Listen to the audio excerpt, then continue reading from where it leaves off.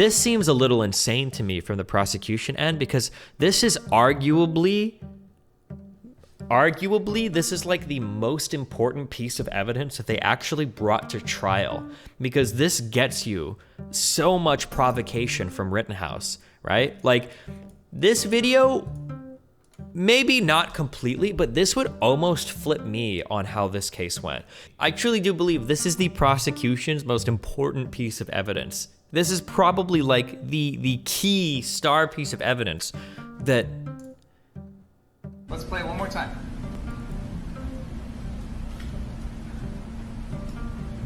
Pause. Now, having watched them talk about this, he's like just praying that this dude is like, he's what? How old is the judge? Dementia is what age? Maybe he forgot, because holy yikes. And there's no. Your argument's of record. My comments are of record, and why I ruled as I did is of record. If you had to gamble money on this, would you put it on Kyle going free? I mean, my guess would be that he walks on everything, but again, anything can happen, right? So it's hard to say. Well, no, it's not hard to say. That would be my odds, or that would be my guess. I feel like it's impossible to imagine like him getting guilty on like one thing or two things. I feel like it's going to be an all or nothing, right? It seems hard to imagine that like one of these was self-defense or two of these were self-defense, but like the other ones weren't. It seems impossible to believe that. But wait, the judge said if one falls, so do the others. I didn't watch a lot of the closing statements. Wait, can you link that? Did the judge actually say that? Said if one falls in the self-defense for one count, they don't consider it a lesser charge a second. Oh, sure. So one of the things this guy said was you kept claiming Rosenbaum grabbed Kyle's gun, but he never did. My understanding is that he was almost for sure close enough to grab it if he didn't. I think Kyle testified that he did. I don't remember, but there was a forensic pathologist that was brought in, and he said that there's a type of like powder wound that's consistent with somebody being shot within 4 feet of a rifle. There's suit on his hand. Yeah, I think the forensic pathologist, I'm not saying I think, the forensic pathologist was brought and testified to that. If you find like a European friend that hasn't followed this at all, and you show them the video footage of everything that happened. I don't give a crap. It looks, it just looks so bad for the prosecution. Like if you watch any of the videos, it's like so obviously horrible. Like that's the Rosenbaum guy. Why is he chasing him across the entire parking lot? Is there anything left other than the murder charges? So my understanding is that the curfew charges were dropped because it wasn't like a legally enforced curfew. I guess basically the police department has the ability to just send out mass texts and stuff. So they did that, but they didn't go through the proper procedure to establish a curfew. So the curfew shit is dropped. The illegal weapon charges. I think initially there was a question of like, was it a short barrel rifle? It wasn't. The law around the rifle itself, the way that law is written in Wisconsin is very shitty and ambiguous.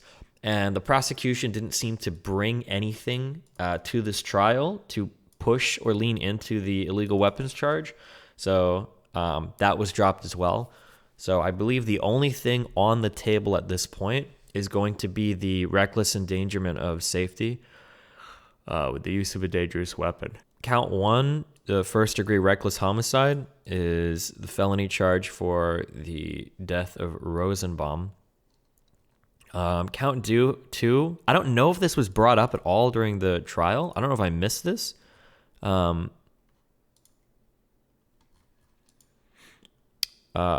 count 2 has to do with a guy called McGinnis telling investigators that he was in the line of fire when Rittenhouse shot Rosenbaum. I don't know if they ever discussed this in trial or not. But yeah, but if count 1 is self-defense, then I don't know if count 2 can even stand. Count 3, the video shows an unknown man leaping at Rittenhouse trying to kick him seconds before Anthony Huber moves to him. Rittenhouse fires 2 rounds at the man, but apparently misses. The man runs away. Count 4 is with Huber's death, the skateboard guy. Count 5 is attempted first-degree intentional homicide with Gage Grosskreutz getting shot in the arm. So count 6 is gone. Count 7 is gone. So it's really just these 5. Even if Kyle was shown to be a card-carrying white supremacist that drove 5 hours to be there, I still can't see how it's not self-defense.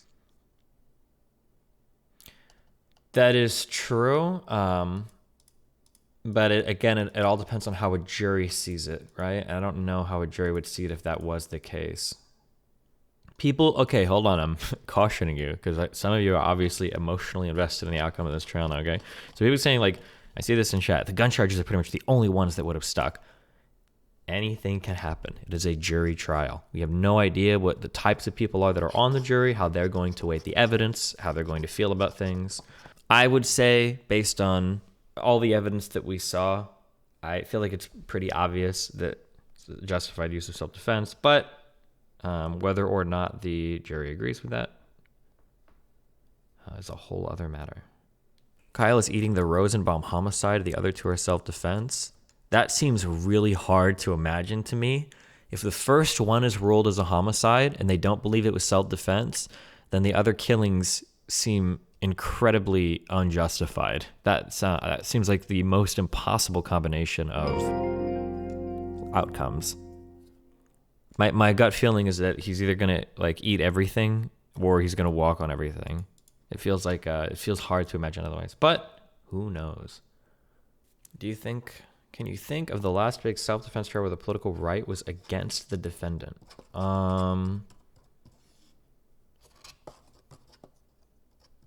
Maybe the Breonna Taylor case? I think that he was totally clear. I don't even know if I don't think they even brought charges to that guy, right? I mean, you have a bunch of people breaking down your door. He fired a shot. It was at police officers. That was self-defense against police officers. And I don't think, they dropped all those charges. They didn't even move to do anything with those. So, and I have a feeling most conservatives are probably ultra ass mad about that. So who knows? Why do you say that it's up to the jury so anything could happen, Destiny? Because it's literally that. Anything could happen. The jury could be like, you know what? No, fuck this dude. Like, this is some fucked up shit. Like, he's guilty on everything. Fuck him. Or they could be like, no way. This guy's actually a fucking hero. Okay? This guy's a Marvel movie walking. Can the defense appeal if the jury rules him guilty? I believe they can appeal, yeah. I don't know why they wouldn't be able to, no. How do you feel about jury trials? Should they even be used? Yeah, I think it's okay. Seems like either way this trial goes, we're going to have some people. Oh, he walks. It's more likely we're going to have more dudes going to protest /riots with guns and shooting people. If he's found guilty, rioters would feel vindicated and probably feel safer going to riot, baby. Yeah, I don't know. It's pretty shit either way. If Kyle is acquitted, do you think that gives him grounds to sue Gage in civil court? I don't know. I have no idea. Do you reckon the threat of their city being burnt down again by LARPing commits will play a role in their decision? Anything could. Who knows? Do you think when they came up with trials by jury, there were cases where the potential jury would be exposed to 1+ years of partisan coverage at this level? At this level, probably not. It's probably really hard. But somebody shot me an email. I'm not sure this is how I should contact you, but if so, hello. I'm from Kenosha, and I found some of your insight and conversations surrounding the Rittenhouse subject to be quite correct. Often, some might claim that the damage to businesses was minor. It was not. Very often, I would pass by car lots that were completely torched even 6 months later. Many buildings in the surrounding neighborhoods are still boarded up. Many people in the area are supportive of progressive causes, but the damage the riots did was not just physical. In my personal experience, the damage of the riots is greatly apparent in the conversations people have every day.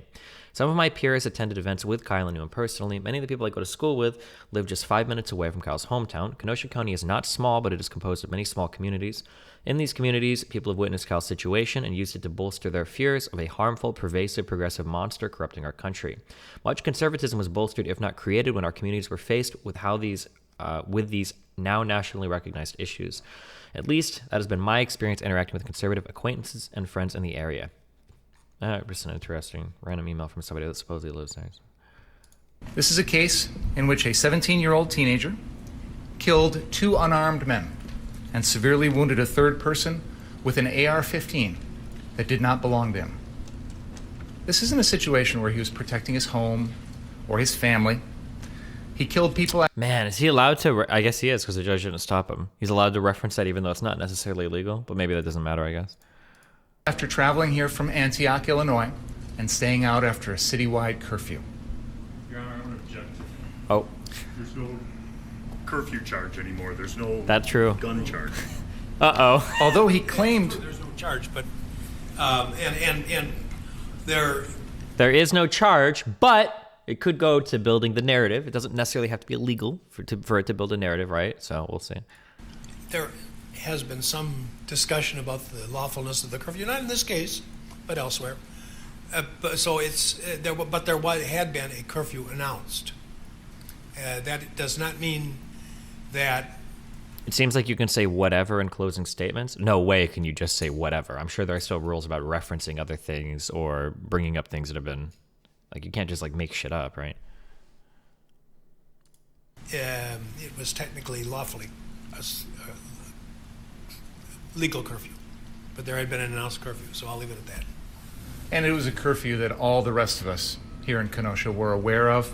And the judge is actually so fucking based. He restores my faith in the legal system. I think that a lot of people that go on to be judges or even justices sometimes like take with them, they feel like decent people generally. You can get some judges that lean a little bit more like on the hard ass side. You can get some judges that are a little bit more on the, I don't know if you'd say progressive side or chill side, but I think for the most part, I think they tend to have, just based on what I've seen. I mean, like, obviously you're going to run into a few like bad apples. That'll always happen, but they seem to generally have a commitment to what they do. But I mean, getting elected as a judge, being a judge, like this is a lot. There's a lot of shit you have to go through in terms of practicing law, to being, you know, politically popular, to, you know, whatever, to having a good track record to like get to these positions. So, Deepak called the judge biased. Deepak has lefty brain rot when it comes to anything surrounding this trial. There's been like so much crazy shit that people have said that have just made me that is like, where people are reaching so hard. Oh man, it's so disappointing to hear. The racist Asian joke, like, come on, are you actually fucking serious? Are we actually being real with this garbage, with this nonsense? It was a racist joke. He was calling them fobs. Like, come on, are we real? Are we serious? Holy shit, come the fuck on. What did he say? There was a joke. Apparently there's stuff backed up in the harbor or whatever, I guess, something they're dealing with up there. I don't know, I don't know the scenario. But they talked about breaking for lunch, and the judge said something like, oh, I hope they didn't order Asian food and it's like stuck in the harbor or something like that.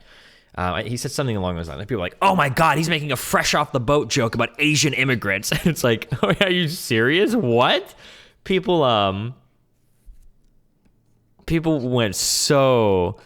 People turned it in. That's, if you've heard like does anybody have a link to what the judge said exactly? I don't want to misquote it. I'd like to hear just exactly. Let's hope for 1 o'clock. I don't know. Hope the Asian food isn't coming. Isn't on one of those boats in Long Beach Harbor. But let's, because apparently in Long Beach Harbor it's like super backed up right now. Let's aim for 1 o'clock. But people heard this and they're like, oh my God, he's making racist Asian jokes. He's so biased. That's like not that anybody is even Asian in this trial, but like it's like actual unironic brain rot. To be fair, the joke isn't that funny. It's not relevant, but like, okay, hold on. All right, I'm reading this, okay? Over the course of the trial of Rittenhouse, there have been a few incidents that have caused some people to assert that Judge Schroeder appears to have a bias in favor of Rittenhouse.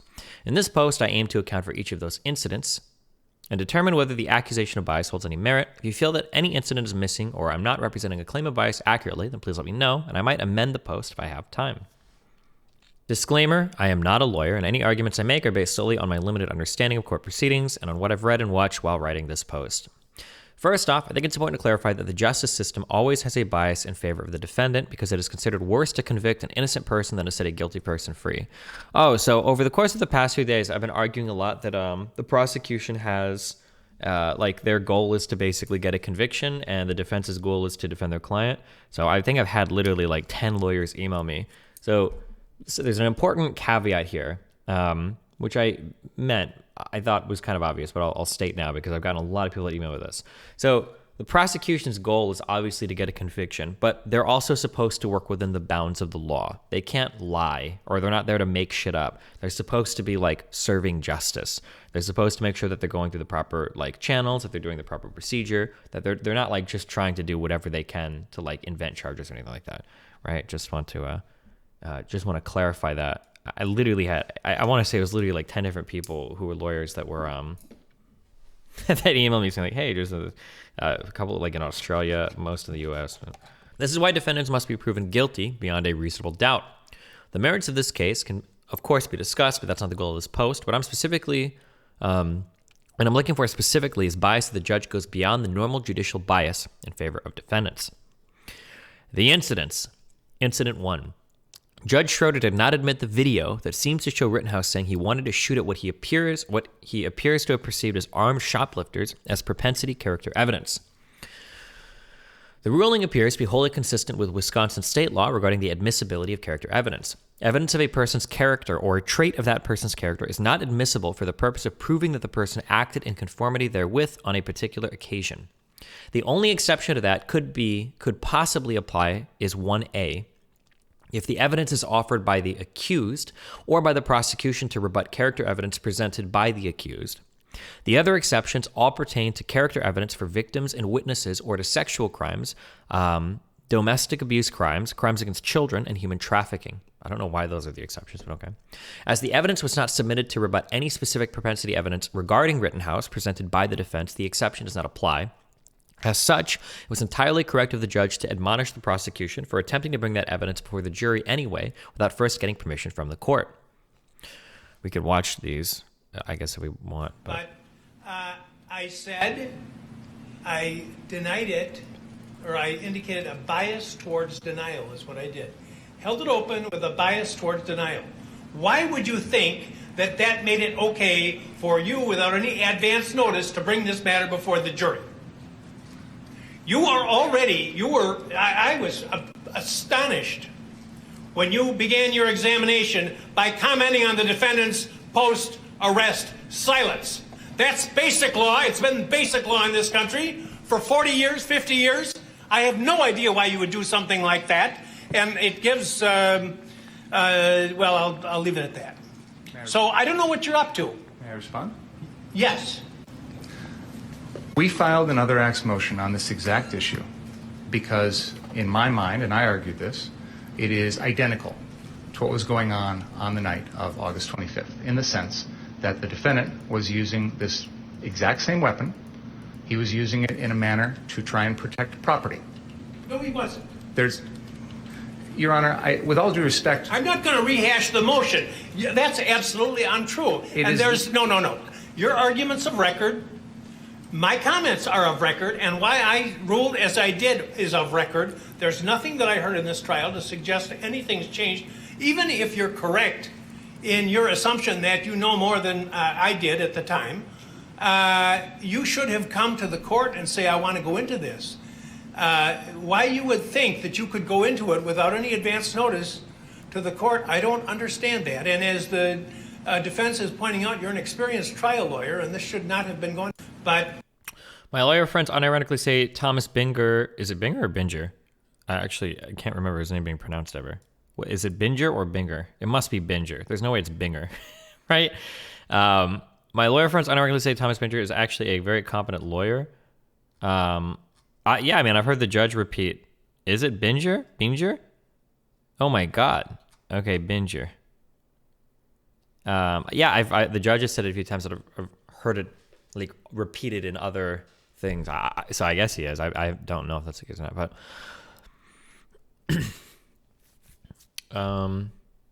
the statute also applies to the video of Rittenhouse punching a woman who was fighting with a sister that was excluded from evidence. And then there's an edit. As user Orkanut pointed out in their comment here, the prosecution actually argued that the evidence should be admitted as evidence of other acts, which was denied by the judge as Rittenhouse did not have his weapon with him at the time, had no actual contact with the people he said he wished to shoot at, and also took no action beyond calling 911. Edit 2, the statute also applies to this picture of Rittenhouse posing for a photo with some Proud Boys. This was also consistent with the judge's ruling the defense may not present evidence regarding the prior convictions of Mr. Grosskreutz, Mr. Huber, and Mr. Rosenbaum. Conclusion, no bias. So I guess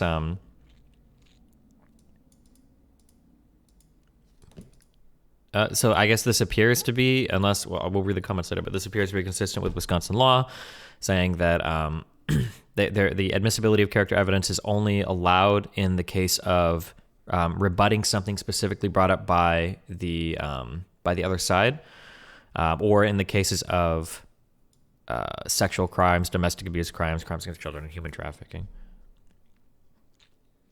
Yeah, now somebody needs to do a write-up on Bottled Zebra to find out if he's... It's a close call, but his legal analysis has asked Destiny I would let it in. It's not character evidence. Wait, how is it not character evidence? It can only be character evidence. It's not like Rittenhouse committed a crime or anything before. No, it's not. What other kind of evidence could this be?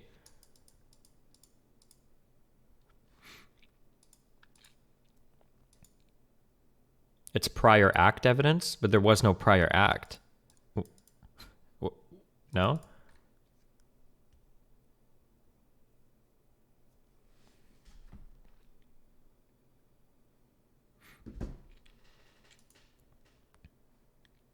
It's being used for state of mind evidence. Prior bad act to prove state of mind.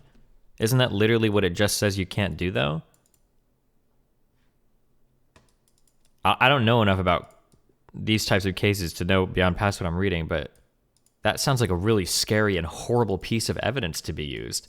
Let's say that I get charged for murder. Can somebody submit a piece of evidence to me? And like, Destiny was playing a game and he said, I wish I could kill all Yasuo players. This evidence is being submitted for state of mind. If it's not like a directly relevant thing related directly to this case, is that really like, can you really submit evidence like that to prove? I thought it was pretty strict in terms of what is evidentiary when it comes to these types of crimes. Like, I thought if somebody's being charged with something, aren't you not allowed to even bring up like prior convictions for those charges?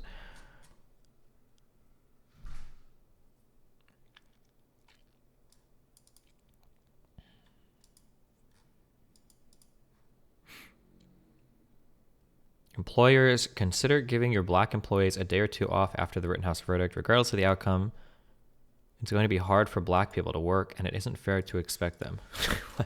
There were no black people involved in the shooting. Stop saying this. I don't care. All right.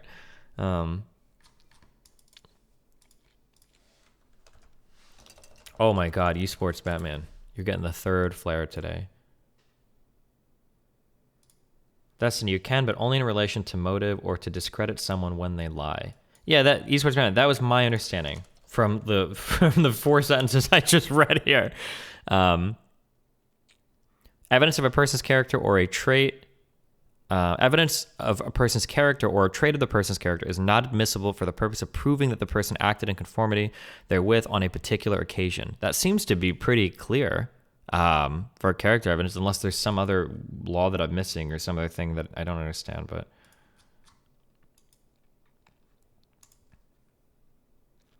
it's motive. It's not character evidence. It can come in, but how is it motive? Does that? I don't know. I agree with the judge's call here. I think it's pretty silly to.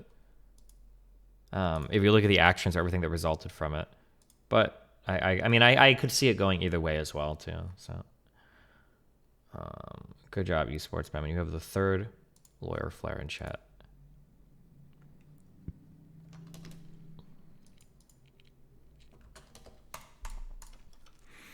Incident 2, Judge Schroeder. Oh, and then I guess it's also important to note that the statute also applies to the picture of wait. It's also consistent with the judge's ruling that the defense may not present evidence regarding the prior convictions of Mr. Grosskreutz, Mr. Huber, and Mr. Rosenbaum. So it seems like he's ruling consistently, I guess. But Incident 2, Judge Schroeder did not permit the prosecution to refer the people that Rittenhouse killed and wounded as victims. The judge explained, let's listen to this. I think, Your Honor, if I were to count the number of times that you've admonished me not to call someone a victim during a trial, it would be in the thousands. You made that point, and this is a long-held opinion of mine, which very few judges, I guess, share with me, and I've talked with others around the state, and they're scratching their heads, why is Schroeder doing that? And I think it's the word victim is a loaded word. And I think alleged victim is a cousin to it. Now, I hear very capable, responsible, excellent judges who will be telling a story about a case that's ongoing, and they're not talking out of school. I mean, they're not saying anything that wasn't already publicly exhibited in the court, but they'll talk about the victim. And I think you don't even realize that you're putting a very, very loaded term into the discussion. And I don't like the term alleged victim either. So I do, you're correct, insist upon, in every case, that the term complaining witness be used. Except in the case of this case, and I think I already told you folks, you can refer to the decedent as appropriate. I think Someone in chat said, Destiny, this is common practice for trials that are massive in the media. It happened with Arbery and Floyd. Okay.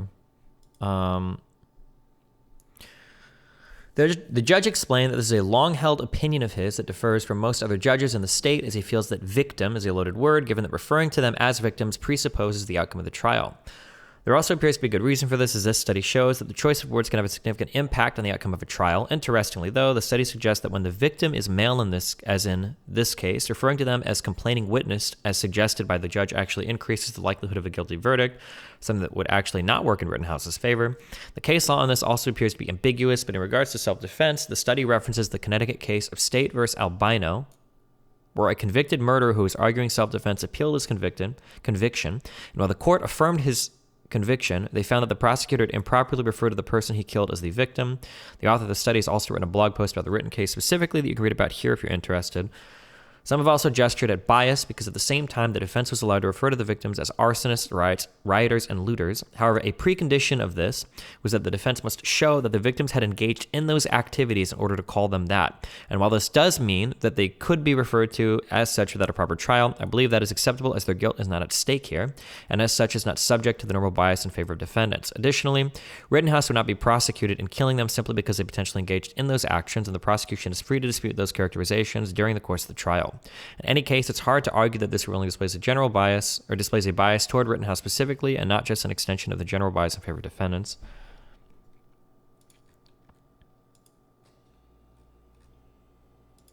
Okay. Incident 3, Judge Schroeder requested that the court applaud military veterans present in the courtroom on Veterans Day, and the only veteran present was the defense witness, Mr. Black. While I can certainly agree that having the jury applaud a defense witness may be improper, unless it was shown that the judge knew that the defense witness was the only veteran present in the room ahead of initiating the Veterans Day observation, I don't think it speaks to bias. Judging by his surprise that there weren't more veterans in the room, this seems unlikely. Edit 1 to clarify. This is at the very beginning of the day as the jury entered the room. He didn't interrupt in the middle of proceedings or anything. This is awkward. And then I wanted to just observe that it's Veterans Day. And any veterans in the room, on the jury or anywhere else? Well, that's unusual not to have at least somebody in here. But Dr. Black is, what branch? Army, sir. Okay, and I think we give a round of applause to the people who've served our country.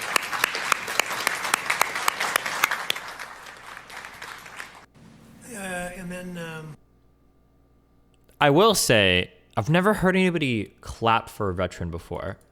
I mean, I've seen people do like, what have I seen people do for that? Have I ever? I don't think I've ever heard anyone clap for a veteran before. It sounds like a really weird thing to do. But I have. Okay, yeah. It happens in airports all the time. I've been to a lot of airports. I don't think I've ever seen that. I'm gonna start doing it every time I see a veteran. I'm gonna start clapping.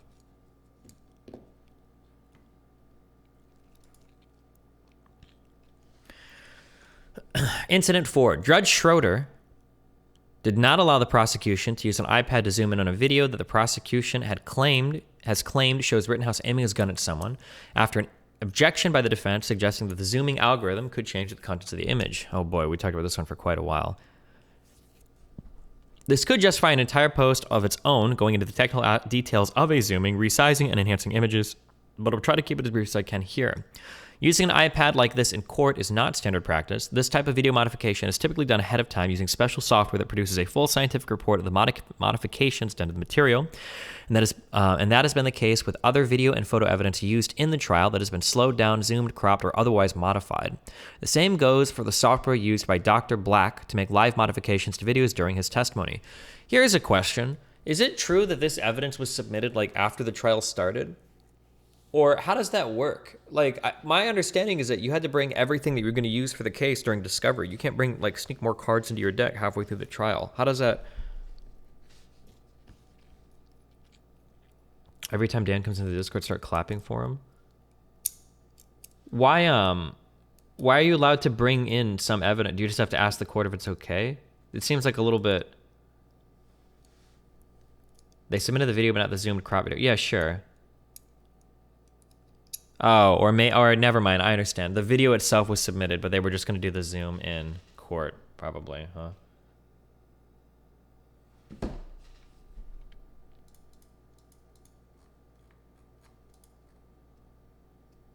Yeah, okay. Automatically generate a report containing the scientific methodology of all processing steps. The report provides the scientific references for each filter used and the parameter settings. This aids in the repeatability and reproducibility important for admission in court. However, this specific piece of evidence was not prepared properly by the prosecution's expert witness, presumably due to miscommunication. This is evidenced by this moment from the previous day when the evidence was initially introduced, where once the video was played, the prosecution asked their expert witness if he had asked him to zoom in on a particular section of the video, and the witness, in essence, answers that this wasn't done. Mr. Armstrong, do you recognize this? Yes, I do. What is this? This is a video, again, clarified and cropped into the area of interest, and this video is slowed down by 50%. And is it a true and accurate copy of the video that you've created for this exhibit? It appears to be, yes.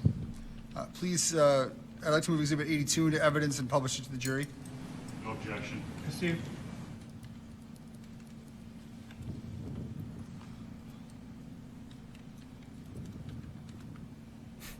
Dude, this... Oh, man.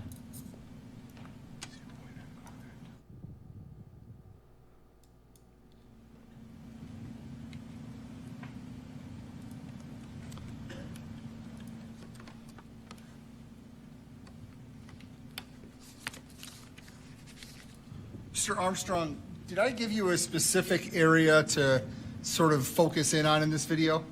Yes, you instructed that I look at the area near the sign, near some vehicles, and then as the person enters into the parking lot. Were you able to zoom in tight on that area? Not beyond what has been provided, no. Can you go back to Exhibit 81? Oof.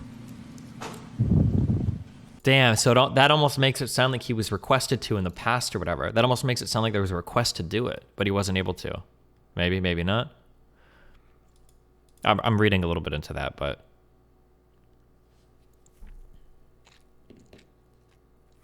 As the evidence had not been properly prepared, damaged Lord, pretty crazy evidence. Enhanced version of this... Oh, good. Why would you tag me? Here, you're taking a ban for 12 hours. Don't get brazen with me, the demon ham.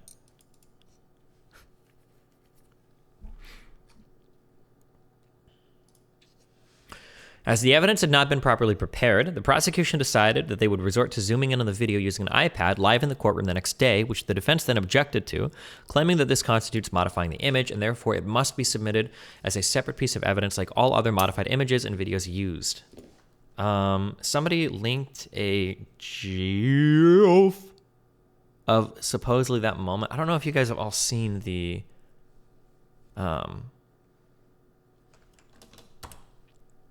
So supposedly, I guess you can see Kyle here from what that... I hesitate to show this because I don't know 100% if it's the same time. But I guess this is him right here, where supposedly he was raising his gun on the right. It's the same time. I think that's right after. I feel like it's a few seconds after. I feel like the defense made a good argument that if he was raising his gun in the way that the prosecution is claiming, he would literally have to be doing it with his left hand, which sounds incredibly strange to do, or it doesn't seem like, yeah. His sling wouldn't even allow that? Yeah, maybe. So the defense claimed that the pinch and zoom constituted modifying the image, and therefore it must be submitted as a separate piece of evidence like all other modified images and videos used. They also said some nonsensical stuff about AI, 3D, and logarithms that you would expect from someone not familiar with how this technology works. The prosecution then claimed that the zoom on the iPad was fundamentally different from the enlarge done by the Amped 5 software, and that it was not in any way and that it would not in any way be modifying the image, only make it so that the pixels are spread out more. The judge, who completely lacks relevant technical knowledge to determine who is right, says that he will not accept either side's description of the zoom feature and will require an expert witness to admit the evidence. While it is unlikely that the zoom would introduce significant artifacts into the video, when there is an objection from the defense about the reliability of such a crucial piece of evidence being modified live in the courtroom using software that does not produce any technical report, the judge cannot simply rely on the prosecutor's claim that the evidence is reliable, so the judge must rely on an expert witness, which the prosecution did not have on hand despite knowing, since the day before, that their evidence was not prepared properly. This seems a little insane to me from the prosecution end, because this is arguably, this is like the most important piece of evidence that they actually brought to trial, because this gets you so much provocation from Rittenhouse, right? Like, this video, maybe not completely, but this would almost flip me on how this case went. If Rittenhouse was actually like threatening somebody with a rifle, and then the guy saw him and then like flipped and started chasing him, and then Kyle tried to run afterwards, like, I don't know still, like, how long can you chase somebody after they threaten you, blah, blah, blah, blah, blah. I would still have to think about it, but it would, like, that would dramatically change how I would view this. If Kyle was literally, like, acting in full provocation prior to Rosenbaum charging him down, you know? These are experienced prosecutors. They know the procedures for video evidence, which had been followed for all other evidence in the trial. This was not a surprise to them. Destiny, that's unfortunately the problem with judges. I agree 100% the prosecutor should have been prepared, but a more technically savvy judge would have had no problem with zoom in or slow down. I don't actually know if I agree with that, Esports Batman. People keep trying to make these weird arguments that, like, oh no, like, all cameras introduce artifacts and all cameras do blah, blah, blah, you know? Sure. Like, there's artifacts being introduced right now in so many different ways, from my camera to the encoding software that I use, to the monitors that you're using to watch me. Those are at least 3 points of where there could be introductions of artifacts that and there might even be more stages on the encoding decoding process, like from your GPU, like all through your video chain, right? That could be the case. But this is a big ass image. You know, you're looking at me. There's no argument here, right? Like, yeah, you know, like, might something be off a pixel or two somewhere in a background, or might something be off in terms of like the exact color reproduction or something? Sure, but you know exactly what I look like, and the video is big enough that you can tell what's going on. But if we're looking at a video, okay, hold on. So this is what I'm trying to answer right now. This dipshit in chat. So many people keep saying this. Well, you're technically right. That type of argument would basically invalidate all video evidence. No, okay? That's not true, okay? You know what I look like in video, and the video is clear and big enough that a little bit of artifact won't make a difference. If you're trying to make the argument that somebody raised a gun, but that gun raise is literally coming from like 5 pixels in like 2 frames of video, now we're going to have a much deeper discussion about the introduction of artifacts in video encoding. Because it might be that one encoder would change the way that video would look completely versus another. Now we're getting into a case where the artifacts introduced might actually change the action that we're seeing on video. This is just absolutely true, what I'm saying. This isn't like I'm not trying to argue for it. I'm just stating a fact that where a pixel gets averaged out, whether we're talking about like a very basic compression algorithm or something more fancy, but I'm assuming this is all pretty basic stuff. It's like averaging like pixels on the screen or whatever. But even so, like, if it favors like above or below, if it favors like one quadrant versus another, depending on how the regions be read, like, you absolutely could change how a video looks here when we're only talking about a few pixels. Yeah. And so the scary thing is that the idea that you could be convicted to 100 years plus in prison, or you could totally walk, potentially based on how a zoom favors one region over another, like, I think it's totally acceptable. I think it is totally acceptable to say, if you're going to do this, you need to have like an expert witness to testify how this image might be being changed, right? Destiny, your complaint is fundamental to any video and picture, and while yes, it's much visible in a zoomed-in, low-resolution picture, however, this is something that should be argued by the defendant and not make it inadmissible in court because the video is already admitted. The video was admitted, but the preparation of that video as a zoomed-in thing wasn't. And it sounds to me like the other videos that had been prepared in some way, so slowed down or otherwise prepared, had been submitted individual on their own, which sounds to me, now I don't know this 100%, but it sounds to me like that's standard practice for a courtroom, based on the little I've read on it, that you wouldn't bring 1 2-hour video to court and then say, okay, we're going to go to 1 hour. Now slow that down 25% and play this. Now enlarge that. You wouldn't do that in court. You would submit all of that as different pieces of evidence, is my understanding. Oh, there's been a ton of people Let's play one more time. There have been a ton of people that have tried to tear apart this video or whatever in one way or another, but apparently this is an artifact the entire time. It might be something in the video, right? Who knows, but... Oh, but that thing is already there. Pause. Mr. Rittenhouse, so can you see in that video that you've raised your weapon and pointed it at someone? Rifle is pointed down and left, carried right hand. Yeah, also the way that he would have to point this left-handed. Dude, the idea that you could be convicted on this fucking video? Oh man, dude. Like, let's play one more time. This is, and I will say this again, unless somebody disagrees with me, I truly do believe this is the prosecution's most important piece of evidence. This is probably like the key star piece of evidence that... Let's play one more time.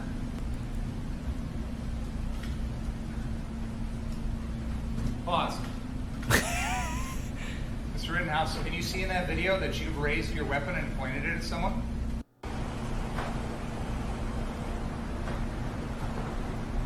Some people have tried to overlay the rifle or pictures of Kyle or whatever to compare it. But even these analyses, I'm like, I don't think I was like, oh, that's for sure. Like, this is just another possibility, right?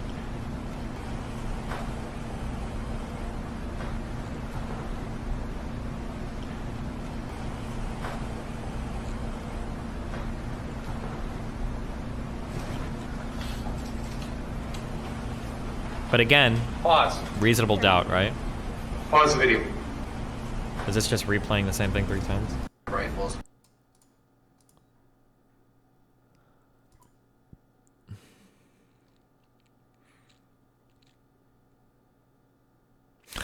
Yeah, man. That's a...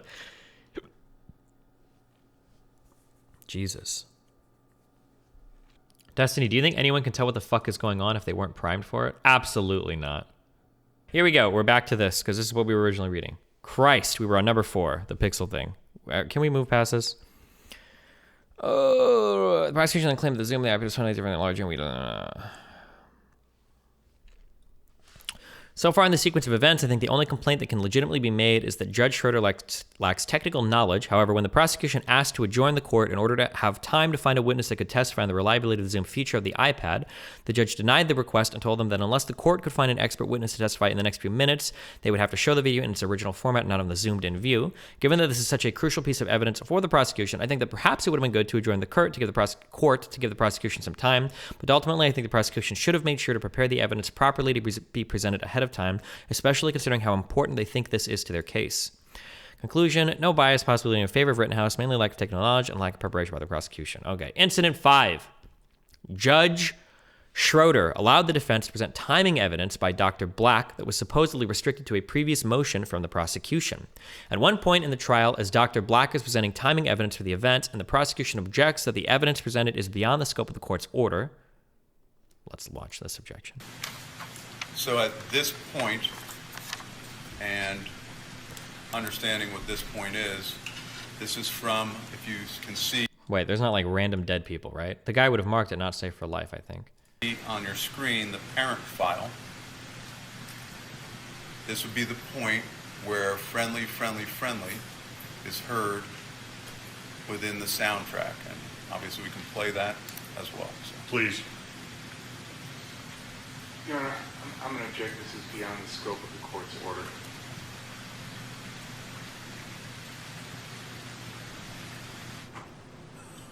This is all timing. One of those 5-minute breaks in the library. Let's do that. Do you think the prosecutor in the future, anytime he hears the word library, do you think he's going to get like a little bit triggered? Like he's going to have like a trauma response?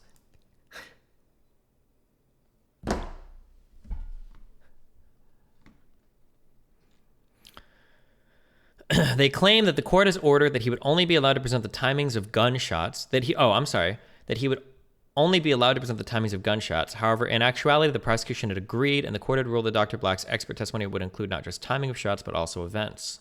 What is this? Hold on. So my understanding from the court's order was he'd be able to say gunshot 1, 2, 3, and 4 to Rosenbaum happened in this amount of time. And then the second set of gunshots happened in this amount of time. And that's it, as far as the timing. The court's order was very specific as to that. So when we're talking about friendly, or throwing the bag or things like that, that's outside of that time frame. I'm using demonstrative evidence to show how he reached these times. And it's all evidence that's already been testified to and admitted. Some of the evidence has been enhanced, just like the state enhanced the bag, some of the other photos. He's a licensed, trained video specialist. He has the background, and we're showing the jury what he used to get these values. And that shows how he did it and the reliability of The prosecution had agreed, and the court had ruled that Dr. Black's expert testimony would include not just the timing of shots, but also events.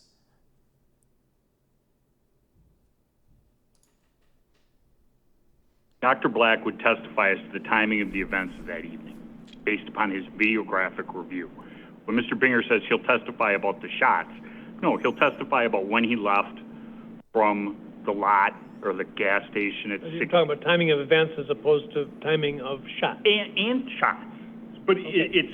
You're right, and shots. Yeah, so it's not just event number 1, 0.76 seconds, broken up X, Y, and Z. Event number 2, broken up this way. It's basically from the time he leaves 60th and Sheridan, gets to 63rd and Sheridan at car source, what I refer to as car source 3, to the time he tries to surrender to the Kenosha Police Department. So, but otherwise, you're okay with what he said? But that would be the limitation on doctor's testimony? Yes. Is that okay with you? And not limited just to shots, but to events? I understand, and that's fine. Okay. Okay.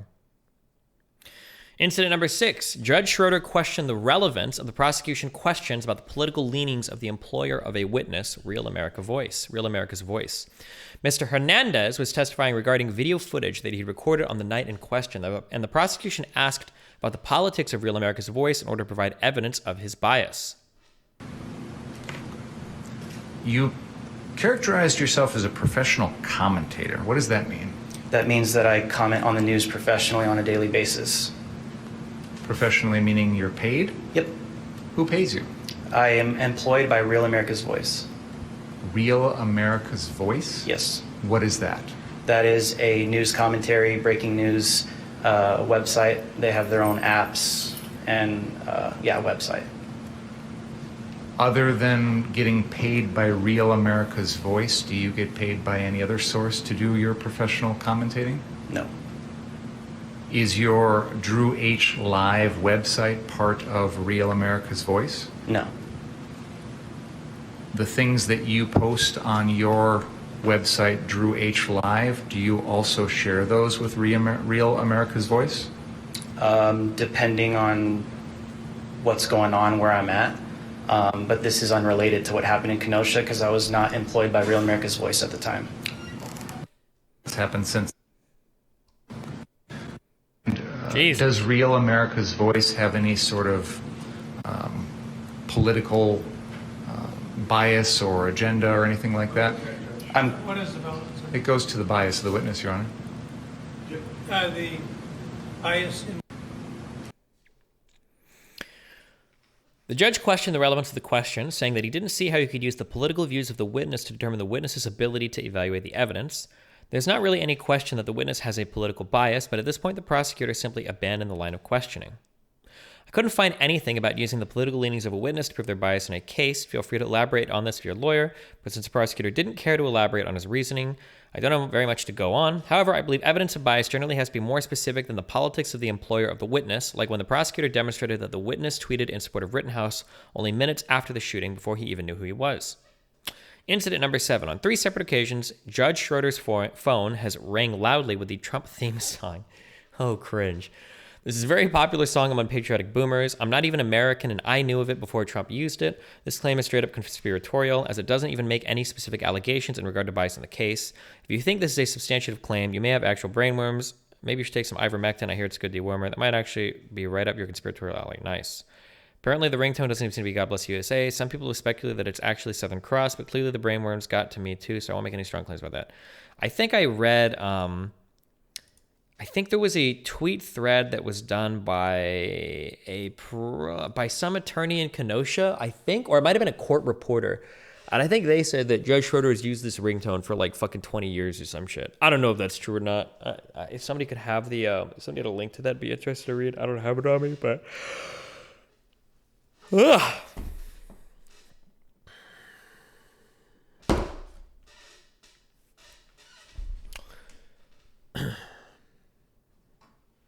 How powerful is a jury? Let's say someone kills someone, you get that in 8K. Can the jury still say not guilty?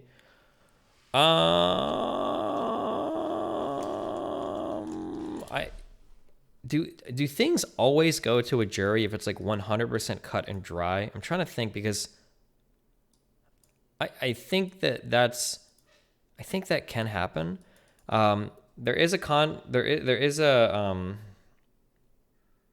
There's a concept called jury nullification where if the jury could know that somebody is guilty and it's like pretty clear, but they still return a no guilty verdict for reasons.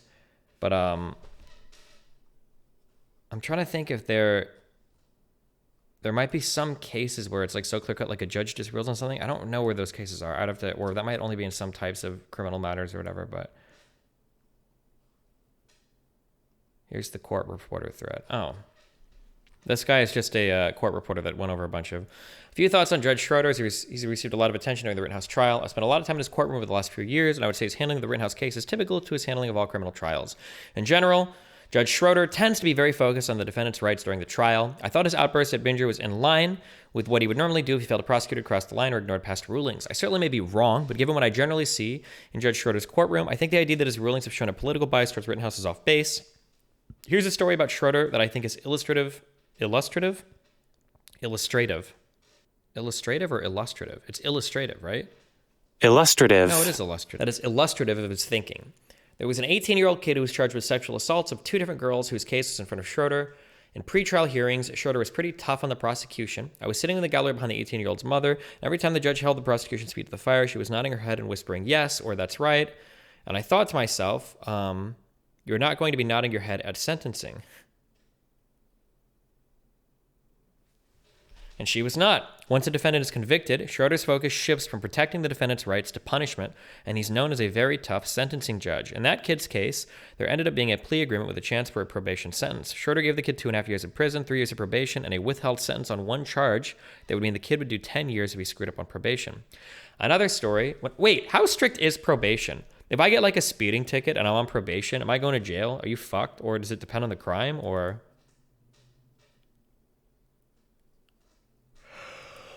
It depends on the parole officer. It's conditional. It's pretty strict. 100% depends on the crime. Have you responded to Deepak's video where he attacks the judge? Do I have any Twitch stuff in here? How do I... Damn, they really hate me. Not a single one, huh? Can I respond to... David Pakman took a ban on Twitch because he covered the trial and showed a bloody thing. Am I actually... I should be able to respond to his political content, though. Like, it seems... I feel like the precedent here is we can all watch Trump's speeches, even though Donald Trump is banned. It seems really insane that I can't respond to anything that Pakman is saying because he's banned on Twitch. Like, that seems so ridiculous to me. Schroeder gave the kid 2.5 years in prison. Another story, when I was walking a couple blocks from my car from court the other day, I stopped to chat with a guy who looked to be in his 20s who was walking into his house. He told me Schroeder had sentenced his dad when his dad was 15. That guy, who was black, Dr. Black or just black, capital B, black, told me he was convinced Rittenhouse would get off and that he shouldn't. And that's a perception I hear from lots of folks in town. There are a lot of people in town with a history with Schroeder, and they feel like he's biased against black people. I'm not sure if that's true, but that is a perception of many people, and that will matter for how many people in Kenosha's black community feel about whatever happens with the verdict. My perception of Schroeder is that he cares a great deal about the law and about constitutional rights. I think if I was a defense attorney, I would want him for a case that is going to trial, but the vast majority of cases do not go to trial. They go to pleas.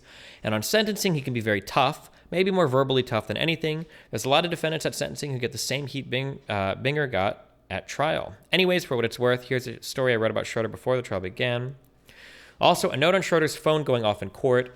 That's something that's happened as long as I've been spending time in his courtroom, and it's always been that song. But I've seen this said a lot of times, but I haven't actually confirmed it. Is it true that the FBI just happened to lose the HD footage of what happened during the Kenosha riot? It's just gone? You know what would have been fucking legendary? Is if instead of clapping for veterans, if Schroeder would have been like, we're going to play the national anthem, and we're going to sit here and we're going to fucking stand up and salute the guy or whatever. He just brings up a song on his phone and sets it on his desk and fucking lets it ride. Hell yeah. The thermal drone footage, which could have shown if he raised his gun on it. Oh, well. Wait, holy shit. Holy shit. Oh my God. I just got assaulted by a truth bomb. I just got smacked in the face by one of the truest things I've ever read in my life. Jesus Christ. Dudes swear that using they them pronouns is too extra till they start telling their girl a story that involves another girl.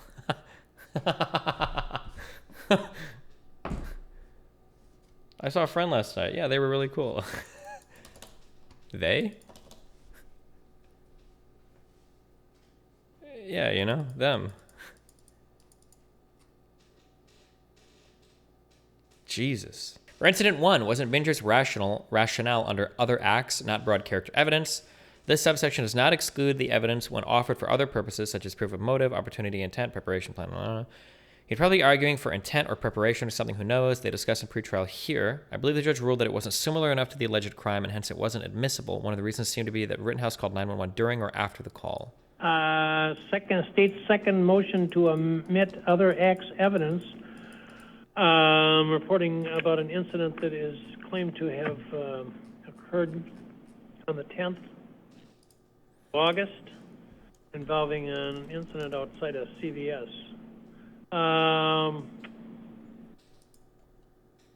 Your Honor, there's no dispute the incident occurred. The defense motion has acknowledged that the defendant was there, that it's his words, that he essentially made a statement that he wished he had the same rifle that was used in this incident to kill 2 people so he could shoot individuals coming out of the CVS pharmacy. This is 15 days prior to the August 25th incident, so it's very close in time. And it again goes to the issues we talked about earlier. This is a continuing motivation here. The defendant is irresponsibly using his firearm, or threatening to use it, I should say, talking about using it to shoot individuals who he believes are ostensibly committing a shoplifting offense from CVS in Chicago. He has no ties to the business. He has no role to play there whatsoever, but yet he wants to launch himself into the middle of it with this same gun. And it's similar to what we have on August 25th, Your Honor, where the defendant is in our community with that same gun and using it in a manner that I think is legally... Who called Rittenhouse as a witness, the defense or prosecution? I'm literally going by fucking TV show knowledge here, so I could be totally wrong. But I don't believe that the prosecution can ever call the defendant up on the stand unless the defense has called them first in order for cross-examination. I don't think, because that's your Fifth Amendment right. I don't have to testify against myself. Now, if the defense calls me, if I call myself essentially to the stand, then the prosecution gets a shot at, I believe, cross-examination. Yeah. Unjustified. So this goes exactly to his state of mind in terms of his understanding of use of force, his understanding of self-defense. Self-defense of property by use of deadly force is not allowed, and that's very clear. So this is a completely unjustified use of a weapon. Well, that's a really good question. Murph and chat, why couldn't they get Zeminski? That is a really good question. Zeminski, the guy that fired the first shot, why was he not here at all? Is there a reason for that? It's the exact same weapon that we're talking about here. So for all those reasons, Your Honor, I believe that this is admissible. He refused. Other acts evidence, I think it goes to his state of mind, and I think that's the crucial issue in this case. You, Mr. Shravzi? Judge, Mr. Binger describes it as an unjustified use of a weapon and a threat. I would submit to you neither one of those things are actually true. I don't know if you've seen the video or not. The judge said yesterday that Mrs. Zeminski cannot for some reason, but they could have called Mrs. Zeminski, but neither the prosecution or defense called her. Huh. Okay. However, I have. Okay. So it is a video of him sitting in a vehicle, having a conversation with, I believe, Dominic Black. The state in their other acts motion says the three things that I think you need to think about, which I believe to be are untrue, which is the state says we would like this admitted for the following reason. The defendant's understanding of the proper use of his AR and of deadly force is crucial to this case. The video demonstrates that the defendant was eager to use deadly force in an unlawful situation. The video demonstrates the defendant fervently sought to insert himself as an armed vigilante into situations that had nothing to do with him. Finally, and perhaps most importantly, the video proves the defendant was ready and willing to use Dude, being a deadly trial force in lawyer situations. seems like it would be awesome. You're literally a professional debater. That's all you are. Sounds base as fuck, except for all the procedure. Holy shit. But you just pay interns to do that shit. Ha, hold on, I'm sorry. Pay interns? Ha, I mean, you enslave interns to do that shit. The video proves the defendant was ready and willing to use deadly force in situations where it was completely unjustified. That video doesn't show any of that. He didn't have a weapon. He was sitting in a vehicle having a conversation with someone else. He never made contact with those people at CVS. If you watch the video, they don't know, presumably, they don't know he's even there. He doesn't even step from the vehicle to verbally confront them in any way. He doesn't do anything. He doesn't open his window. He doesn't honk the horn. He does nothing but passively sit and watch what's happening. So to say this video demonstrates his willingness to insert himself into these situations, that's untrue. He didn't insert himself. He could have, but he didn't. If you look at the actual situation and you compare it to, and I want you to know this, Judge, there are situations that I think this would be relevant, okay? And it would be admissible. If he had fired a round at someone who was simply damaging property.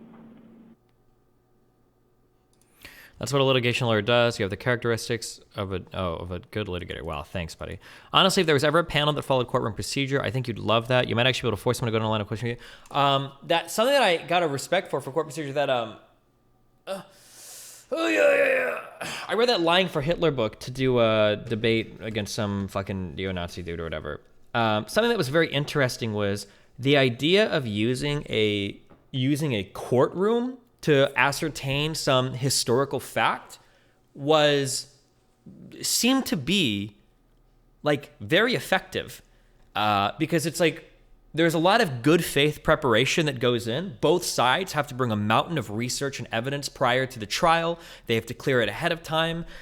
There's like, you can put a person on the stand, you can ask them questions. They fucking have to answer the fucking questions because the judge will make them. You get a mediator that's hopefully somewhat neutral that can evaluate at the end of the day all of the testimony, all of the evidence. That actually seemed like pretty cool. It was for the David Irving case, in the UK. I think we might be in a different spot.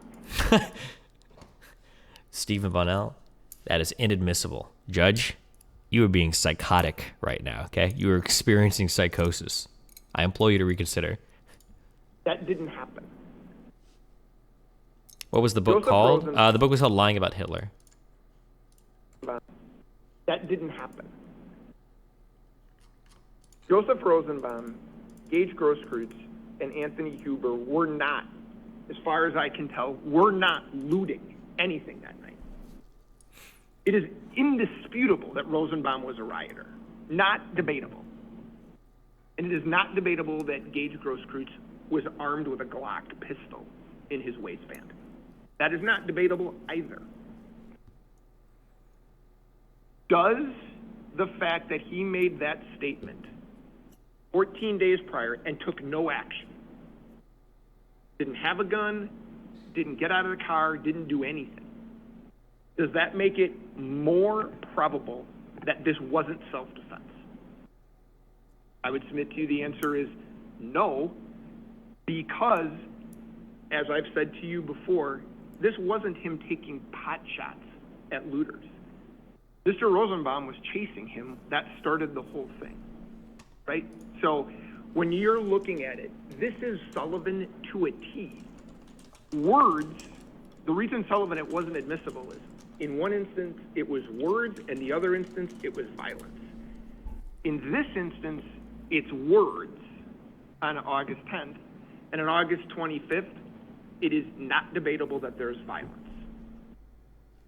It, as I said, it doesn't go any further to make a determination as to whether or not that was in self-defense. If he was claiming something else, if he was just saying, my gun acts... I don't understand what the laws around defending property are. They keep bringing up that you can't defend property, but I don't understand. I could be wrong, but I don't know if there's any state that allows you to defend like capital or your property or whatever with lethal force. I think most states that allow you to defend property, it's not actually defending property. It's the idea, it's this castle doctrine idea that if you're like at a house or I think in your car, you don't have a duty to retreat. So therefore, you can make a stand and defend with lethal force yourself in your house or in a vehicle. I think the castle doctrine extends to your vehicle. But I don't think that means you can go to your store and like... That seems not right, though. Like if... Oh, no. Oh, shit. Hold on. I'm having a brain blast. There's probably a lot of ways to get around that, now that I think about it. So if somebody shows up to your store and they begin to steal something, and you confront that person, say, bro, stop stealing shit, and then you have a gun, and they continue to steal or they attack you or something, and then you kill them,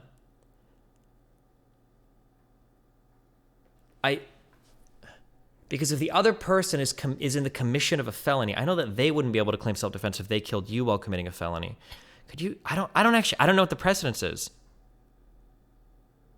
I super don't know. My guess is that it's probably blurry because generally when people are hold on. No, wait. That's not true. It's not blurry.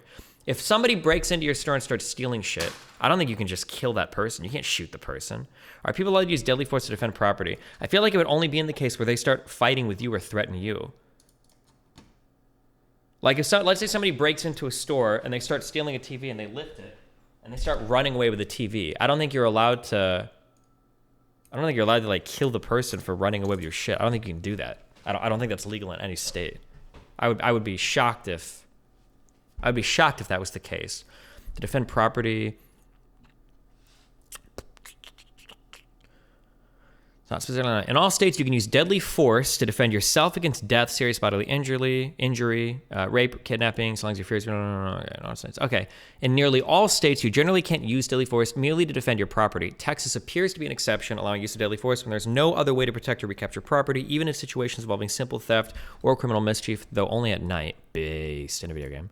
That's where you get the conventional formulation that you can't use deadly force to defend property.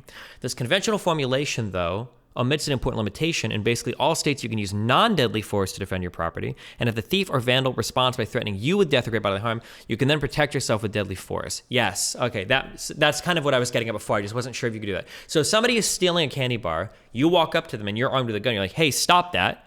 And they're like, bullshit, I'm going to steal your shit. And you like pull out a gun or whatever, or you like try to beat them up or whatever. And then they start fighting back. And they're like, well, now you can kill me. Boom. And then you blow them away. I think there's like a chain of events there that can basically, you're effectively using lethal force to defend property. But that lethal force is only introduced when an escalation of force happens when somebody else is already in the commission of a crime, I think.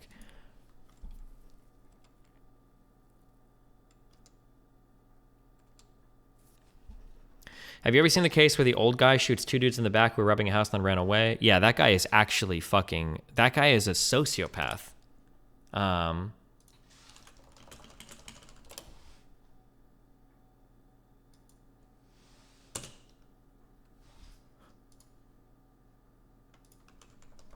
I don't really have much sympathy for the... I don't have much sympathy for the kids involved, but this old guy is absolutely fucking insane. His home. When the time comes to defend yourself, you best do something. The words of the 80-year-old homeowner who run fast as a man. Off out the back door, and he followed. The lady didn't run fast as a man, so I shot her in the back twice. She's dead, and they told her off, but he got away. She says, "Don't shoot me, I'm pregnant, I have a baby," and I shot her anyway. And since then... Jesus Christ. We got some... unbelievable levels of sociopathy going on over here. Yeah. Like, I think she was... Fuck, I hate misquoting stuff. It's not correct if I'm wrong, but I think she was literally crawling away on the ground because she'd already been hit once, and then I think he shot her in the back and killed her when she was on the ground.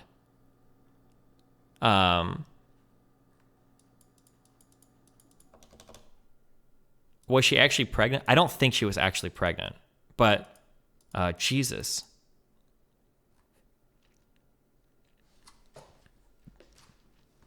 It's insane that he got away with that. Wait, did he actually? Wait, I didn't actually follow up on anything that happened. Oh, this is 2014. Wait, was he actually let off on both of those? No way. He dragged her body to try and bait the boyfriend, right? I don't know if that was a different one or not. Oh, the grand jury decided against indictment. Damn. I wonder if his age played into it, because I think, wasn't that guy literally like 80 years old or something? Doing 11, 12... It should be okay. I got 15 health. This game looks like so much fun. What did he play? What the fuck? Stone Shard. Oh, I played this game. It was fun. I don't know why I stopped. Doing 11, 12. Noob. Molina's alarm is going off.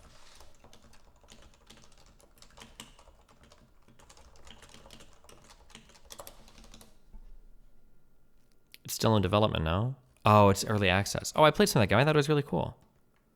I like the idea of like the turn-based system based on you just moving around and shit. It was cute. Okay, where were we? Oh my god, did I tell you guys my Pixel 6 gets here on Friday? Are you guys excited for me?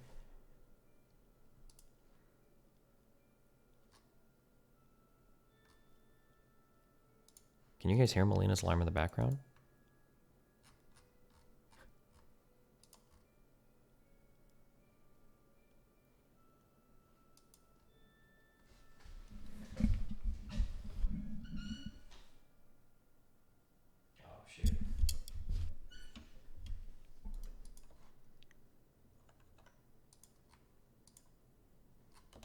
Unban me from DGG and Discord. Wes is banned from DGG too? How confident are you about a non-guilty verdict? I think it's a little silly to talk about confidence one way or another. Again, as I said a million times, it's a jury trial. I personally think, I would say it's an easy walk for me. But juries could feel differently for a variety of reasons. Who knows? –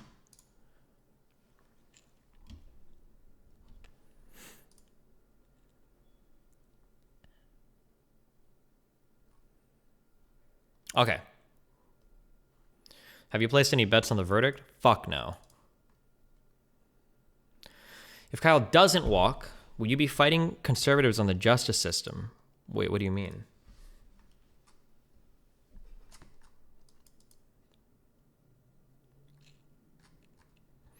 How confident are you that there will be riots if he walks?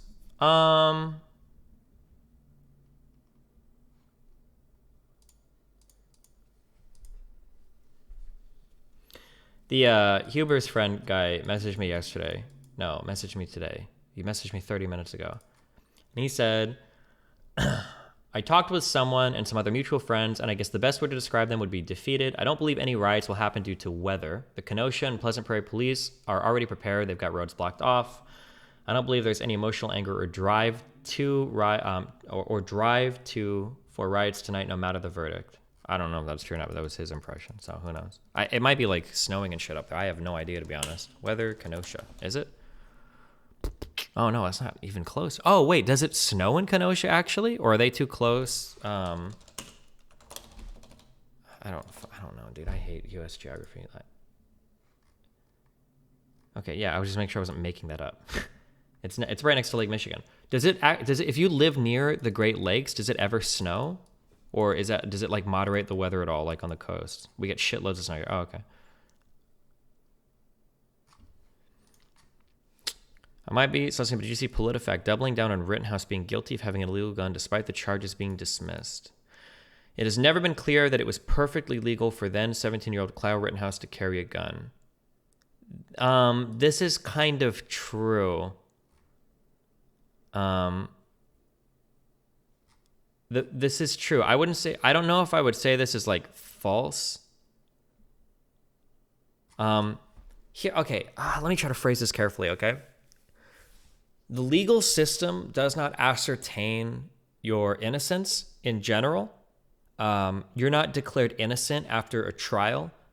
You are very specifically declared not guilty. The onus is to try to prove guilt, and if you can't prove guilt, then you're not guilty and you walk. That doesn't mean you're innocent. That's the courts aren't concerned with ascertaining innocence, just that you're not guilty. When it comes to laws, apparently the rifle law is incredibly ambiguously phrased, so much so that the prosecution, I don't think the prosecution brought anything to even try to lean into those charges. But I don't know if I would ever be comfortable saying that, oh, he was perfectly legal to be able to possess that rifle without permit. I don't think that's a statement you can say. I don't know if I would call this false or like mostly false maybe, but yeah. Destiny, the decision was based on a possible exception to the law in relation to the open carry statute. It's not necessarily clear on whether or not while hunting and sports shooting and the open carry statute allows for 16 to 17-year-olds carry for those weapons. Yeah, it's a weird, it's weird. They were trying to go by length of barrel because if it was a short barrel rifle or a handgun, then it's obviously wrong. But even in the case of an AR-15, I think that it's still ambiguous. Like they just don't. Yeah, we just don't know. And they don't. That wasn't something they were trying to push a lot in the trial. So. Oh God, where were we? Accidentally fired, or I was shooting at a looter.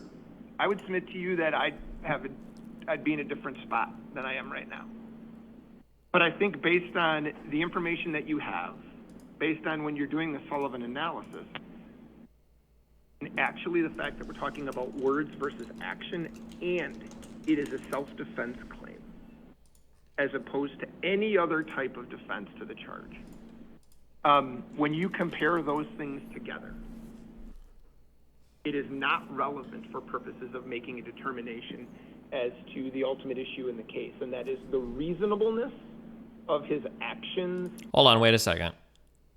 Have you ever been at a courthouse like this, and you're stuck on like shitty Wi-Fi, and for some reason the court's blocked you from accessing your favorite video games, and you're not able to play while the defense is making some boring-ass argument about the admissibility of evidence? Well, oh my God, do I have a deal for you. Surfshark.deals/Destiny. They're running a Black Friday special. 4 months for free. 83% off. Oh my God. Okay? You could be in court and watching Netflix, Hulu, Amazon Prime in any country's courthouse. All you need is an internet connection. You're not going to have the clerk sniffing your packets, trying to eavesdrop on your connection, okay? Because you're going to be funneling all that traffic through your ultra-secure VPN, okay? They don't keep logs. It's safe. It's easy. You can set it up across all your devices, okay? Check it out. Surfshark.deals/destiny, okay? Bam. While you're doing it, while you're browsing that VPN, hop on over to Eternal to buy some NFTs. I only did one activation for them, okay? No more. Now, if they want to sponsor me again, I know I got their website more clicks, all right, than any other fucking streamer, okay? Because there was hella controversy drummed up over that, okay? So, you know you're coming back for round 2. Hell yeah.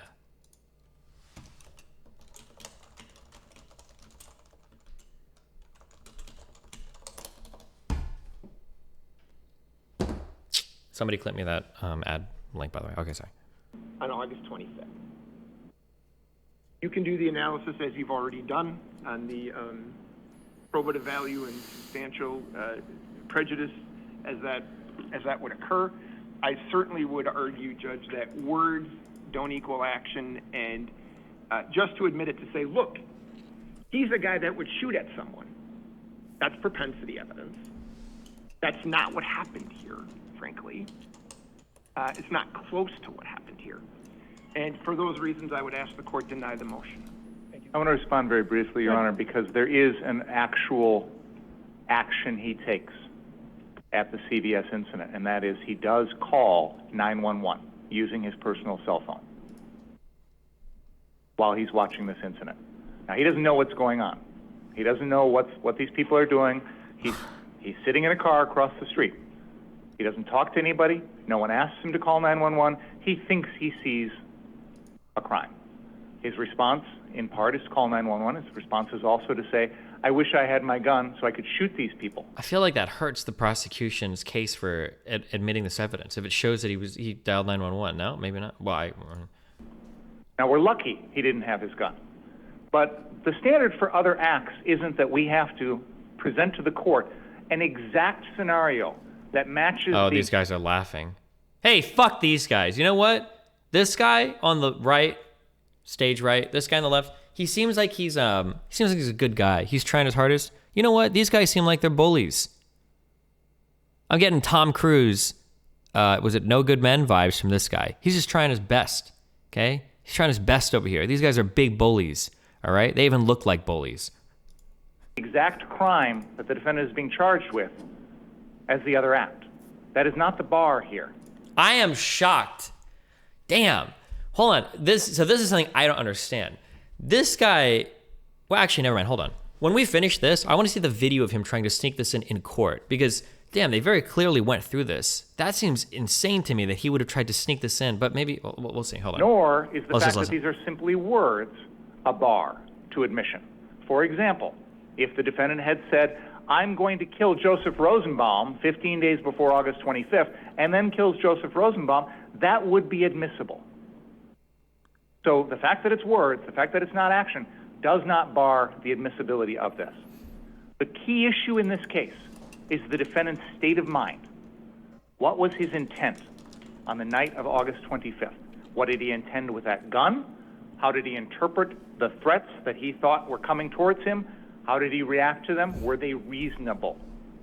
How do we determine what's reasonable? We look at the incident, we look at the defendant's state of mind, we look at his motivations, his intent, his knowledge, all of those things. We don't have a lot of insight into that. The defendant has not given a statement. We don't have a lot of history here, one way or the other. I have sought in my prior other acts motion, and the court has ruled on it, to give some context to the jury as to the defendant's state of mind. This is also part of that. And I acknowledge the court's ruling on my prior other acts motion. The court has denied that, made some rulings on that. This is unquestionably a far more powerful other act. It is a more relevant one. It goes more strongly than even the prior motion to the Sullivan factors, to the relevance, And in terms of undue prejudice here, that is absolutely not even a factor here, because we're talking about the same gun, we're talking about the defendant's own words, we're talking about close in time.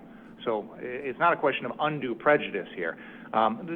This is giving the jury an honest insight into the defendant's state of mind to determine what his subjective beliefs were, to determine what a reasonable person would do. This is information the jury should have when making those determinations. Now, the court can make a limiting instruction on it. The jury can give it the weight that they feel that it deserves, but they deserve to hear the truth about what the defendant was thinking and what his intent was with this weapon. And let's put this in a larger context, Your Honor, because this was a weapon that he purchased a few months prior. I believe it was in May of 2021. My understanding from the evidence in this case is that he had gone up somewhere in Wisconsin, fired that weapon one time, ever. Do you think Kyle would have been charged with homicide if this wasn't a national story? Man, I lean towards, I don't know. Well, wait, this went to a grand jury, didn't it? To figure out if they'd indict or not? It seems hard to believe, but who knows? I don't know. I don't think I've ever seen somebody look at the video evidence of this and not immediately say, oh yeah, obviously that's self-defense. Like, I feel like the only way, there's two ways where you can think it's not. One is you haven't seen any of the video. So you're like, yeah, it sounds like a white supremacist kid showed up and shot people for no reason, right? And two is if you've already heard that and then you watch the video, but you're trying really, really, really hard to not see what's right in front of you. But like, I think if you go to any blind person, blind meaning they're not like already primed for this event. If you go to any person that's coming into this blind, and you're like, hey, like check the video out. They're like, yeah, what? This is like obviously, like I think yesterday was the first time Melina watched the video, and I was like, and she watched it and she was like, oh yeah, wait, what the fuck? The guy's like running at him like crazy in the parking lot. It's like, yeah, the guy covers like fucking, what is it, like 20 yards of distance? It's like, the guy's chasing for a long time. He points around with his rifle, he keeps running, the guy keeps chasing. Like, yeah, of course. It seems like pretty obvious, but yeah, I mean, I don't know. But prior to August 25th. So he's here on August 10th. He's wishing he had the gun. He doesn't have the gun. It's not in his possession because he can't take it to Illinois. He doesn't have a firearms owner ID card. He can't get one because he's not 18. He's storing the gun at a friend's house here in Kenosha, and he's limited in terms of his access to it. He's shot it one time. He wishes he had it on August 10th because he would have used it if he had it that time to stop what he thought was a crime in progress. And then on August 25th, we know what he did with it. So his relationship with that gun, his desire to use that gun, his inability to access that gun is all crucial here in terms of the context and the state of mind here. So when you put it in that context, it becomes even more relevant evidence, and I think the jury is entitled to hear it. Thank you. Thank you. Once again, I think the evidence is too dissimilar. It becomes propensity evidence. The effort, it seems to me, is being made to show that the defendant is a violent vigilante, and he's willing to employ violence, and he's willing to take matters into his own hands. Although certainly I think I heard now for the first time that he called 911. So he didn't take matters into his own hand. He called the proper authorities. That was not an issue on the date that the incident here in Kenosha occurred, because he could have called 911 all he wanted. There was general lawlessness in the community, which was out of control. And so whether he was motivated towards acting as a vigilante in this case, I don't know. That's for the jury to decide, or whether, if they get to that, if it's necessary for them to decide it. But the acts are totally dissimilar, because in the one instance, he's observing what he believes to be a crime being committed. He makes some threatening statements, for sure, and then the one action that he takes is one that is a proper action. The incident in Kenosha, from what I've heard, and I haven't heard what the defense has claimed here contradicted, is that the incident, I don't want to say started, but the last moments of prior to the shooting, it consisted of the defendant taking a fire extinguisher to try to assist with extinguishing some blazes. I know that, there was the night that the furniture. I think it's was a furniture store on 60th Street and Department of Corrections building. The firefighters never showed up. I mean, you could call 911 all you wanted. There was no law and order. And I'm certainly not condemning the local authorities here. The police and the fire and the sheriffs acted very bravely, and the people who assisted them. There was simply inadequate personnel to deal with the emergency here. So whatever the defendant's conduct was has to be examined in that light. And whether he assumed a role he ought not have, or whether he did, that's for the jury to sift through. But Your Honor, that's an incident that occurred in a peaceful setting where he saw something he believed to be criminal taking place, and made some clearly threatening remarks. Threatening is probably the wrong word. Thanks, Scoot. There are certainly statements that could be illustrative of his will. Illustrative. At that time, for sure. And then ultimately took the correct action versus an incident which is ongoing here in Kenosha in a lawless setting in which he is also engaged in conduct which in and of itself doesn't appear to have been unlawful for him to be trying to extinguish a blaze. And then what followed after that, and as I say, I haven't heard a contrary side of it. I'll give you one, Your Honor. Well, go ahead. Yeah, because that's maybe I haven't made this clear in my motion. Hello? Wait, are parts of the internet going down right now? Am I missing something? Discord died. Well, I can't. What? Does Social Blade not work right now? I just noticed that one of my pages went bloop. Is other stuff down? Is League of Legends down?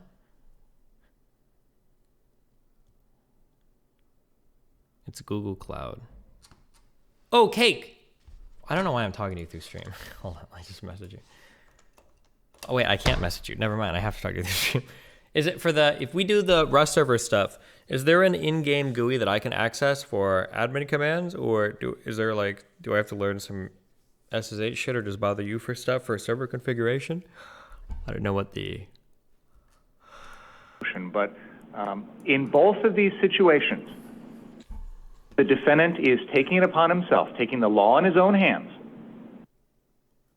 under circumstances where he doesn't know the full facts. Is dialing 911 really taking the law into your own hands? Making assumptions. On August 10th, he's making an assumption, seeing people coming out of CVS, and he thinks they're robbers. And he's talking about taking the law in his own hands by firing off rounds with his AR-15. This is before he calls 911. So his first instinct is, I'm going to stop this with my gun by killing these people, which is completely unlawful. He's not allowed to shoot and kill. Even police would not be allowed to shoot and kill people coming out of CVS pharmacy, even if they just committed a shoplifting. It is not allowed. Tell me exactly what he said, because I don't remember the statement. He said, bro, I wish I had my AR. I'd start shooting rounds at them. Okay. So he is clearly threatening to shoot at these individuals with an imperfect understanding, an assumption. He has no actual knowledge of what's going on. He makes an assumption. Now, on the night of August 25th, I believe the evidence at this trial will be slightly different than what you've heard. And I do want to contradict the rendition that has been presented to you by the defense. The defendant that night was ostensibly trying to protect a car source location at 59th and Sheridan Road from people damaging that property. He is among a group of people who have stationed themselves with open firearms, most of them carrying these type of AR-15 rifles openly slung around their shoulders. Many of them are on the ground, some are up on the roof. This is sending a message to anyone, stay away from this property, we are armed, you don't want to mess with us. And they essentially are successful in that assignment. That property is undamaged that evening. Can you explain how the brother-in-law that gave Kyle the gun is facing felony charges for giving him the gun, but the judge claimed that it was legal and dismissed the illegal weapon charges for Kyle? First of all, I don't think the judge claimed that it was legal. They just said that it wasn't obviously illegal. And I don't even know if the judge said it wasn't obviously illegal. It's just that the prosecution didn't bother to bring anything to try to get a conviction on that point, so the judge tossed it. Number one. Number two, there are a whole bunch of weird rules in the United States about buying and selling and transferring firearms. It seems possible to me that it's likely that there are probably ways to buy and transfer a firearm that's illegal, but the person buying it from you might not be doing an illegal thing in that process, if that makes sense. There comes a time, though, when the police use armored personnel carriers, Bearcats, and other armored vehicles to push all of the citizens that are out on the streets south of that location. Police establish a barrier at 60th and Sheridan, and essentially everyone is moved south of that and can't get back to 59th. So this car source location, they've now successfully protected, and everyone's gone. So there's no one to threaten this building anymore. However, prior to the police establishing that cordon line at 60th, the defendant and another armed individual, part of this group, go down to 63rd and Sheridan, to the other car source location, because they hear whoever was supposed to guard that location is no longer there anymore, and we need to go down there and check it out, maybe protect it. So they go down there, and at some point they try and come back, only they can't get back because the cops have blocked off 60th and Sheridan. So now the defendant... Honestly, the optic damage that Hassan, Vosh, left-wing extremists in general inflicted upon themselves with this whole case is cringe. I don't actually know if that's the case. If it is the case, as crazy as it is, in my opinion, but if it is the case that the jury returns even a single guilty verdict on any of these charges, because I think all of them would be pretty severe, the ones that he's still facing, I think that every single left-wing content creator would feel entirely vindicated. If he gets a single guilty on anything, they'll all feel like they were right the entire time, and then they'll go back to repeating all the fake shit that they said before about the case. Trapped on the other side of that line. He's trapped with this other individual. He can't get back to the rest of his... But we've also got defense mechanisms in place that were never wrong either, right? So if Kyle walks on every single charge, if every charge is returned as a... Fucking Kyle. As not guilty, then they'll just say it was because of a white supremacist justice system anyway, and it was always going to be that way, so... Group. His job that night is to protect 59th and Sheridan. He can't do that job anymore. So what does he do at that point? Does he go home? Does he say, okay, it's 11:30 at night, my job is done, I'm gonna get out of here? No. He takes it upon himself to run around in a hostile crowd, a lawless situation, a chaotic situation, with people who have guns, people of varying motivations. He's openly carrying an AR-15 or a Smith & Wesson M&P 15 assault rifle type weapon. He's running around. I've been on Rittenhouse's side since I saw the video the next day. Was skateboard guy thinking he was a hero? I feel so bad for him and no one else involved. So I think that Rosenbaum was legitimately a loser fuck piece of shit. And fuck that guy. But the next two people that get shot, Huber and... I keep wanting to call him Grosscore. It's like Grosskowitz or whatever. I think that those guys could have genuinely been acting in a way where they're like, this guy's an active shooter. We're going to go run up and try and stop him. It's sad what happened to them, that one's arm was essentially destroyed and the other guy is dead, for sure. Yeah,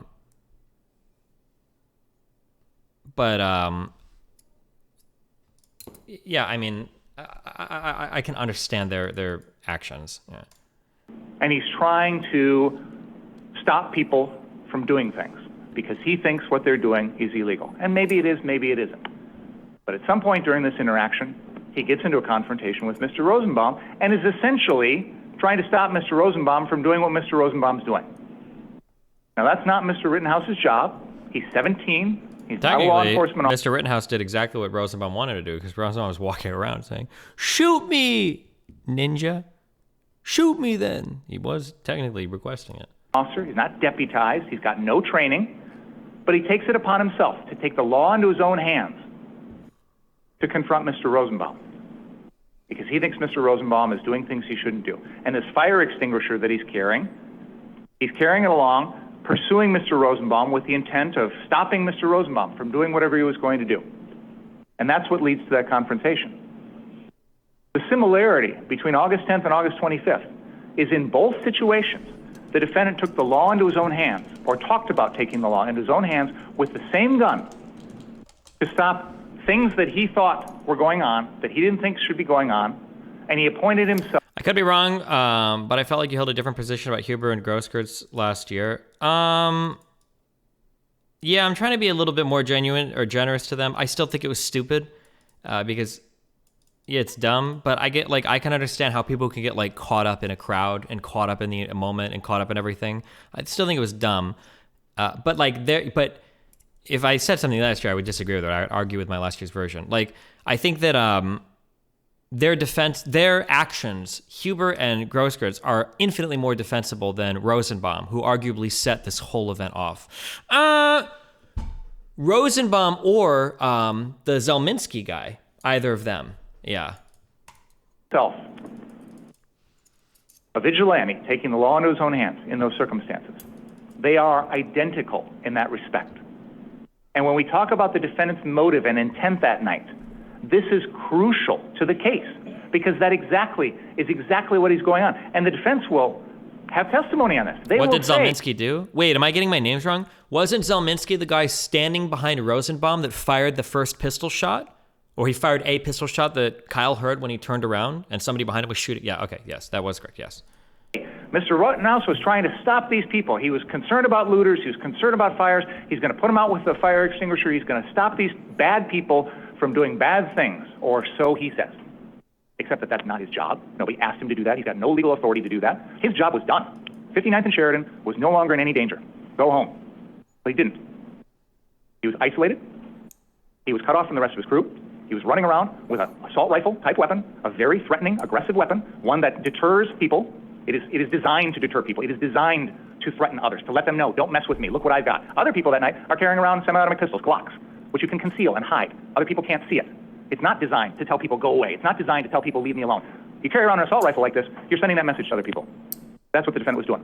Running around in all this, taking on this responsibility, which he had no lawful authority to do, and making assumptions about what Mr. Rosenbaum was going to do next, or what he shouldn't have been doing, and then confronting Mr. Rosenbaum about that.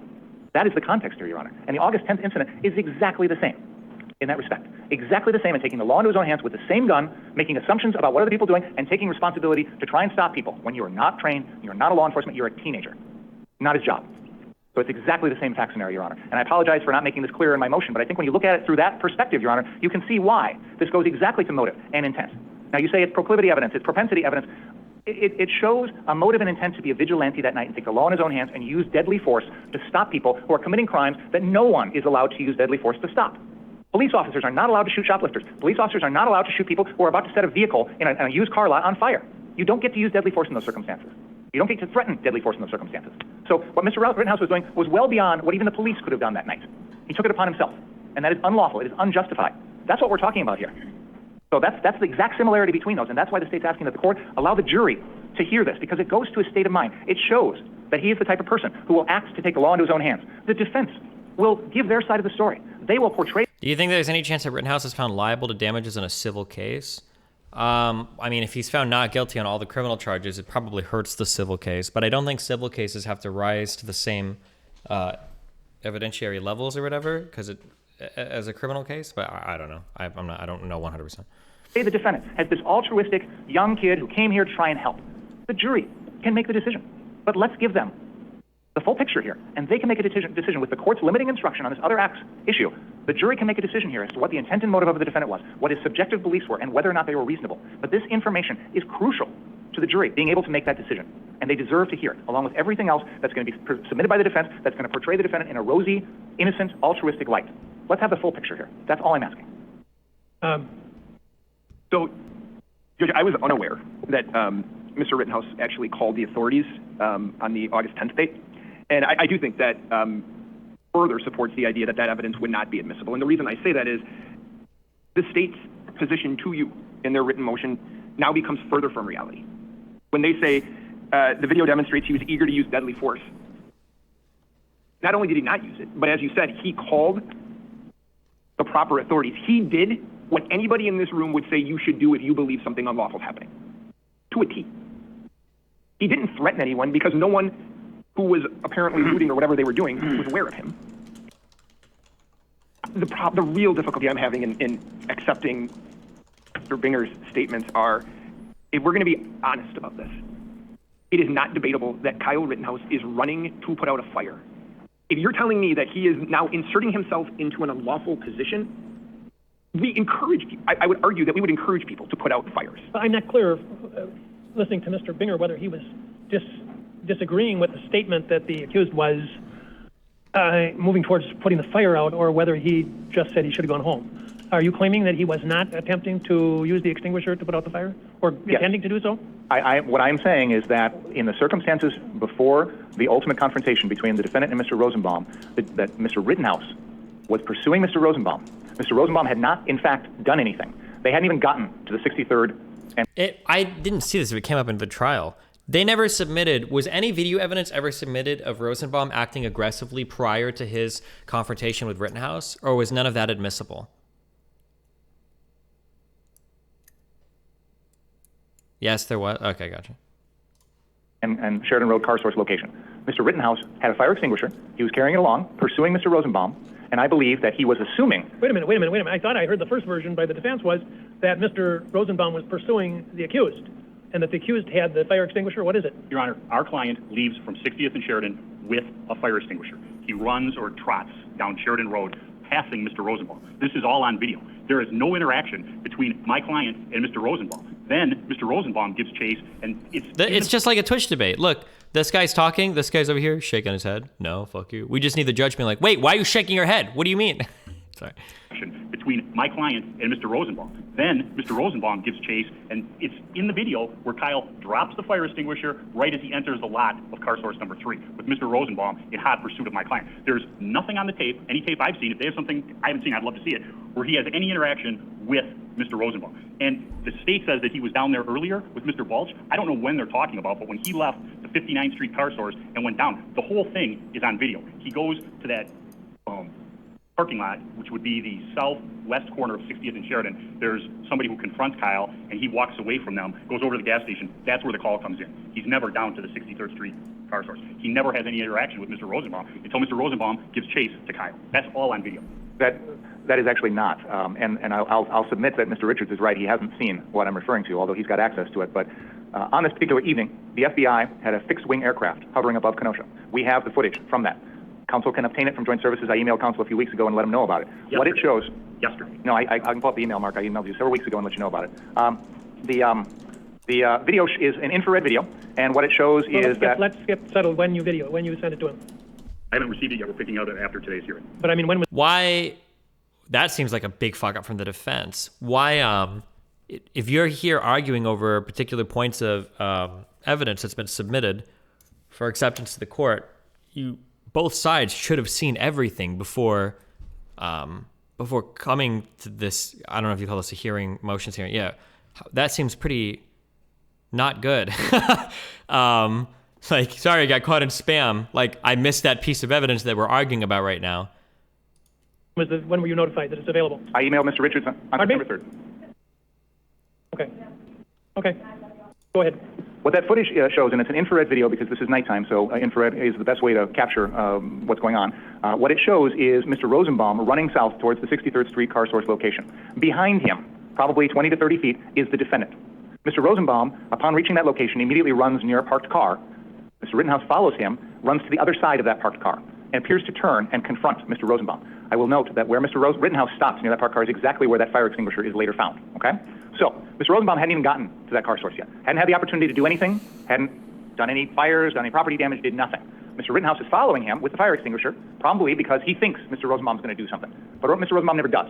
What happens is when they arrive at the car source location, Mr. Rittenhouse turns and confronts Mr. Rosenbaum from across this parked car, says something to him. And of course, we can't see, it's a video from an airplane, so we don't know what happened, but we know immediately upon that confrontation, Mr. Rosenbaum then runs around behind the parked car, and the chase starts at that point in the parking lot. But prior to that, Mr. Rosenbaum was running first, Mr. Rittenhouse was running after him. And I would note, he's running after him with an AR-15 rifle, openly displayed. And Mr. Rosenbaum at no time has a weapon in this entire incident. We know this because obviously the defense wanted to introduce that he was trying to get a weapon. So he never had a weapon at any point. So Mr. Rosenbaum is being chased by an armed individual who is assuming Mr. Rosenbaum is going to do something wrong and wants to stop him, and does in fact confront Mr. Rosenbaum at that parking lot. That is the context here. And the FBI video gives us the context here that we didn't previously have. Okay, and you said that the Mr. Rosenbaum then circled the car, and then the chase began. And who's chasing whom? At that point, then, Mr. Rosenbaum goes around behind the car, starts to chase Mr. Rittenhouse. They run into the street briefly, then cut across the car source parking lot. It's at that point that Mr. Rosenbaum throws that plastic bag towards Mr. Rittenhouse. They then run in between some parked cars, and Mr. Rittenhouse shoots and kills Mr. Rosenbaum.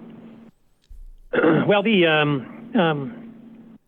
I still think they're dissimilar incidents. I think that I don't think that they're going to be helpful to the jury in deciding whether the actions of the accused constituted lawful self-defense.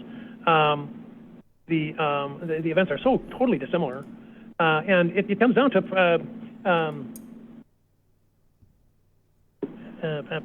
proclivity. Propensity. Thank you. Propensity evidence to show that he's a violent vigilante, and he's going to act in accordance with what a violent vigilante will do. And the incidents are so dissimilar. It seems to me that, but on this one, I think I'm going to withhold a final decision with a bias towards refusing the receipt of the evidence. And so we can talk about this further at the time of the trial when I've heard more and perhaps seen some of the footage that you lawyers have been talking about, so I have a more complete understanding. But at this point, if I had to make a decision, and I don't, because this is admissibility, I would deny this admission of this evidence. There's a motion to dismiss count 6 to which the state has not responded, that I saw anyway. You're right, I have not. I didn't. The issue has come up, and I have responded in the Dominic Black case, which is a identical legal issue, and I filed with the court a brief in that case.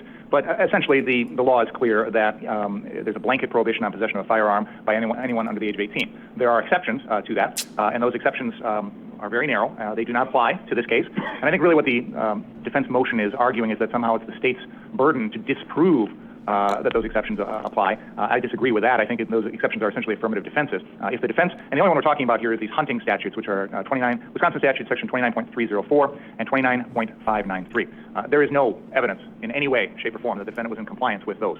This is not a situation. It does sound like the judge says it's okay to bring it up during the trial towards the end, doesn't it? To play devil's advocate? It sounds like the judge is saying no with a bias towards, would you say towards the prosecution? Or like he's saying that it needs to be checked on in the future to bring it up. That's what it sounds like he said. That's what I heard. How was this actually brought up then in court? Does anybody have, when the CVS thing is brought up in court, does anybody have a clip of that, of when it actually comes up? You indicated that at no time did this gun, this AR-15, ever leave the state of Wisconsin. Is that right? Other than the night after, other than that. Before the shootings? Correct. There was a time, though, where you wanted to have it with you down in Illinois, isn't it? It wasn't there? I believe there was a time when me and Dominic were mad at each other. Yeah.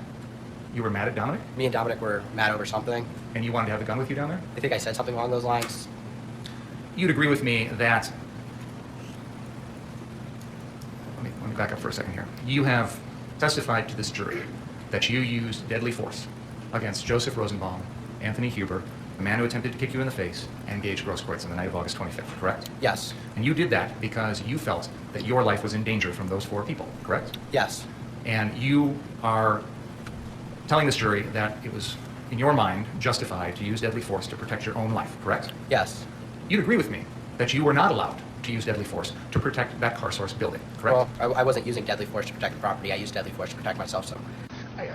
Please listen to my question and answer my question if you can. You'd agree with me that you were not allowed to use deadly force to protect that car source building, correct? Yes. You'd agree with me that you were not allowed to use deadly force to stop someone from smashing the windows of an unoccupied parked car, correct? I don't think you could use deadly force for that. You'd agree with me that you can't use deadly force to stop someone from lighting a metal dumpster on fire, correct? Correct. You'd agree with me that you can't use deadly force to stop someone from tipping over. Correct. You'd agree you can't use deadly force to stop someone from lighting a flatbed trailer on fire, correct? Correct. You'd agree with me that you can't use deadly force to stop someone who is about to start an unoccupied car on fire, correct? Correct. You'd agree with me that you can't use deadly force to stop someone from lighting some traffic cones in the middle of the street on fire, correct? Correct. So you understand that there's a difference between using deadly force to protect yourself and using it to protect property, correct? Yes. And you'd agree with me that you're not allowed to use deadly force to protect property, correct? Yes. But yet you have previously indicated that you wished you had your AR-15 to protect someone's property, correct? Damn, I understand now. That's actually such an unbelievable fuck up. That is actually insane. So they very specifically went over whether this could be submitted, and the judge was incredibly clear that he wasn't allowing the admissibility of that for now, with a bias in favor of the defense, and he just fucking goes for it. Holy shit. I don't know like how big a deal it is when you like fuck up in court or when you do shit, but like Destiny, fuck up or trying to sneak it in since the jury can't unhear it? Well, I mean, like that's like grounds for, I don't know. There's just, I can't say what that's grounds for. I don't know what the precedent would be on this, but yet you have previously indicated that you wished you had your AR-15 to protect someone's property, correct? I'm going to ask you to go into the library again for a moment, please. Please don't talk about the case. He just goes full send.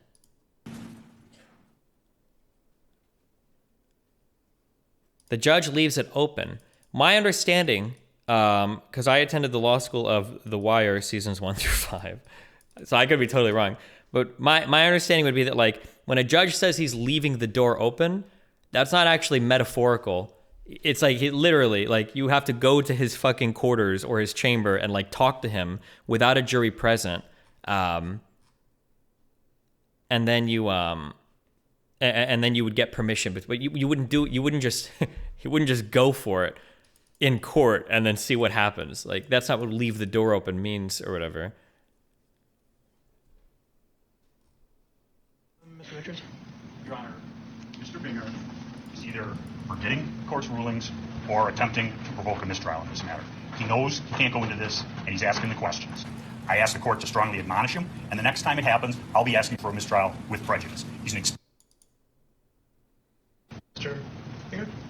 First of all, Your Honor, this was the subject of a motion. I'm well aware of that. And the court left the door open. Oh, man. That's just absolutely not true. Oh, shit.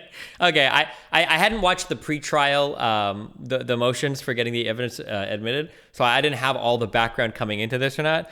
But now having watched them talk about this, he's like just praying that this dude is like, he's what? How old is the judge? Dementia is what age? Maybe he forgot? Because holy yikes. This is some shit where like mom and dad are like, no computer games until Saturday. And it's like Friday and you're like, maybe I could play. And then they catch you like, what are you doing on the computer? Like, well, I thought you said the weekend and it's Friday, right? Like this is some shit that you try to get by your parents. Oh man. Holy shit. For me, not for you. My understanding of you should have come and asked for reconsideration. You did on the one motion, and in fact, I granted your motion for reconsideration. That was not a motion. Excuse me. I did. I granted. We did not move that to was reconsider. Their motion. We've not filed any motions to reconsider in this case. That was their motion for reconsideration, which I denied. But I said I denied it, or I indicated a bias towards denial is what I did. Yes, he did say that. A bias towards denial. Why would you think that made it okay for you without any advance notice to bring this matter before the jury?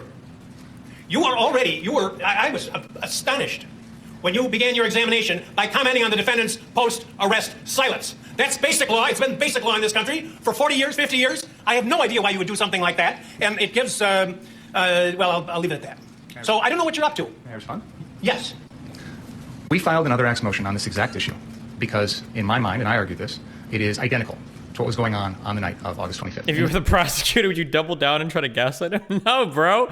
There's only one way to go here. I'm sorry, Judge Schroeder. You're being psychotic, bro. You're experiencing psychosis. Go play back the video. And then when he goes to look for it, just go to the bathroom. Just run away. Wait for him to chill out. Wait for him to cool off. Bro, you're experiencing psychosis right now. In the sense that the defendant was using this exact same weapon. He was using it in a manner to try and protect property. No, he wasn't. Your Honor, with all due respect, I'm not going to rehash the motion. That's absolutely untrue. Yeah, if you want to do that, you have to go do it at a separate time. Damn. Now I'm actually so curious if this was intentional. That seems like some TV bullshit. This is like some TV lawyer shit. It was 100% intentional. Yeah, like true. And there's no. Your argument's of record. My comments are of record, and why I ruled as I did is of record. There's nothing that I heard in this trial to suggest that anything's changed. Even if you're correct in your assumption that you know more than I did at the time, you should have come to the court and say, I want to go into this. Why you would think that you could go into it without any advance notice to the court, I don't understand that. And as the defense is pointing out, you're an experienced trial lawyer, and this should not have been gone into. Your Honor, there have been things in this case, testimony in this case, that I believe opens the door to this. For example, the defense has introduced evidence that the defendant pointed a gun at a man wearing yellow pants because that person was on a car source lot. Now, there's no justification that I can think of why the defendant would point that gun at someone. The defendant has just testified this morning that he agreed with that person in the yellow pants, that he pointed the gun at him. He said, I was joking when I said that to the guy in the yellow pants, but he said, he's acknowledged that he told the person in the yellow pants, yeah, you're right. I did point a gun at you when you were sitting on a car. He said, I did. That's what he Exactly. testified. So he's agreeing. May I finish, please? I'd like to have a chance to make a record if I could, without being interrupted, if that's okay. He has mentioned that he's acknowledged that he's used this gun to protect property. He's also just acknowledged that he knows he can't do that. I am attempting to impeach him now with the prior August 10th incident, 15 days prior, involving the same gun, where he is threatening to use that gun to protect property. It goes... He had the gun with him. Your Honor, he is saying he wished he did so he could shoot people. Now they're rehashing the motion again. Okay, Jesus. Okay, all right. And so, I'm sorry. I hadn't actually watched the pretrial stuff, so I was curious about that. Jeez. Having seen them go through the pretrial stuff, that moment actually comes off like 30 times worse. Because I feel like I don't know what my assumption was before, that they tried to submit it and they just got an email back and the judge was like, LOL, no, maybe later. But having seen that they actually like thoroughly discussed Destiny at work, though, I mean, he did get to ask the question of the jury, right? In front of the jury. Was it not true that you said you wish you could have killed somebody? That is a pretty powerful thing to leave the jury with, and they're going to remember that, right? I mean, I think when they come back, does they say something like strike that from your mind or something? But like, it doesn't matter, right? Because they actually, jeez. I wonder because I truly do, how much you can get off. That scene is similar to this. How much you can get off with like a mistrial or like an appeal or something on stuff like that. I don't know. He didn't make it that far, right? No, he absolutely, he got his killer question in. It was literally like the TV moment question. Like he got exactly correct. You'd agree you can't use traffic cones and using it to protect property, correct? Yes. And you'd agree with me that you're not allowed to use deadly force to protect property, correct? Yes. But yet you have previously indicated that you wished you had your AR-15 to protect someone's property, correct? I'm going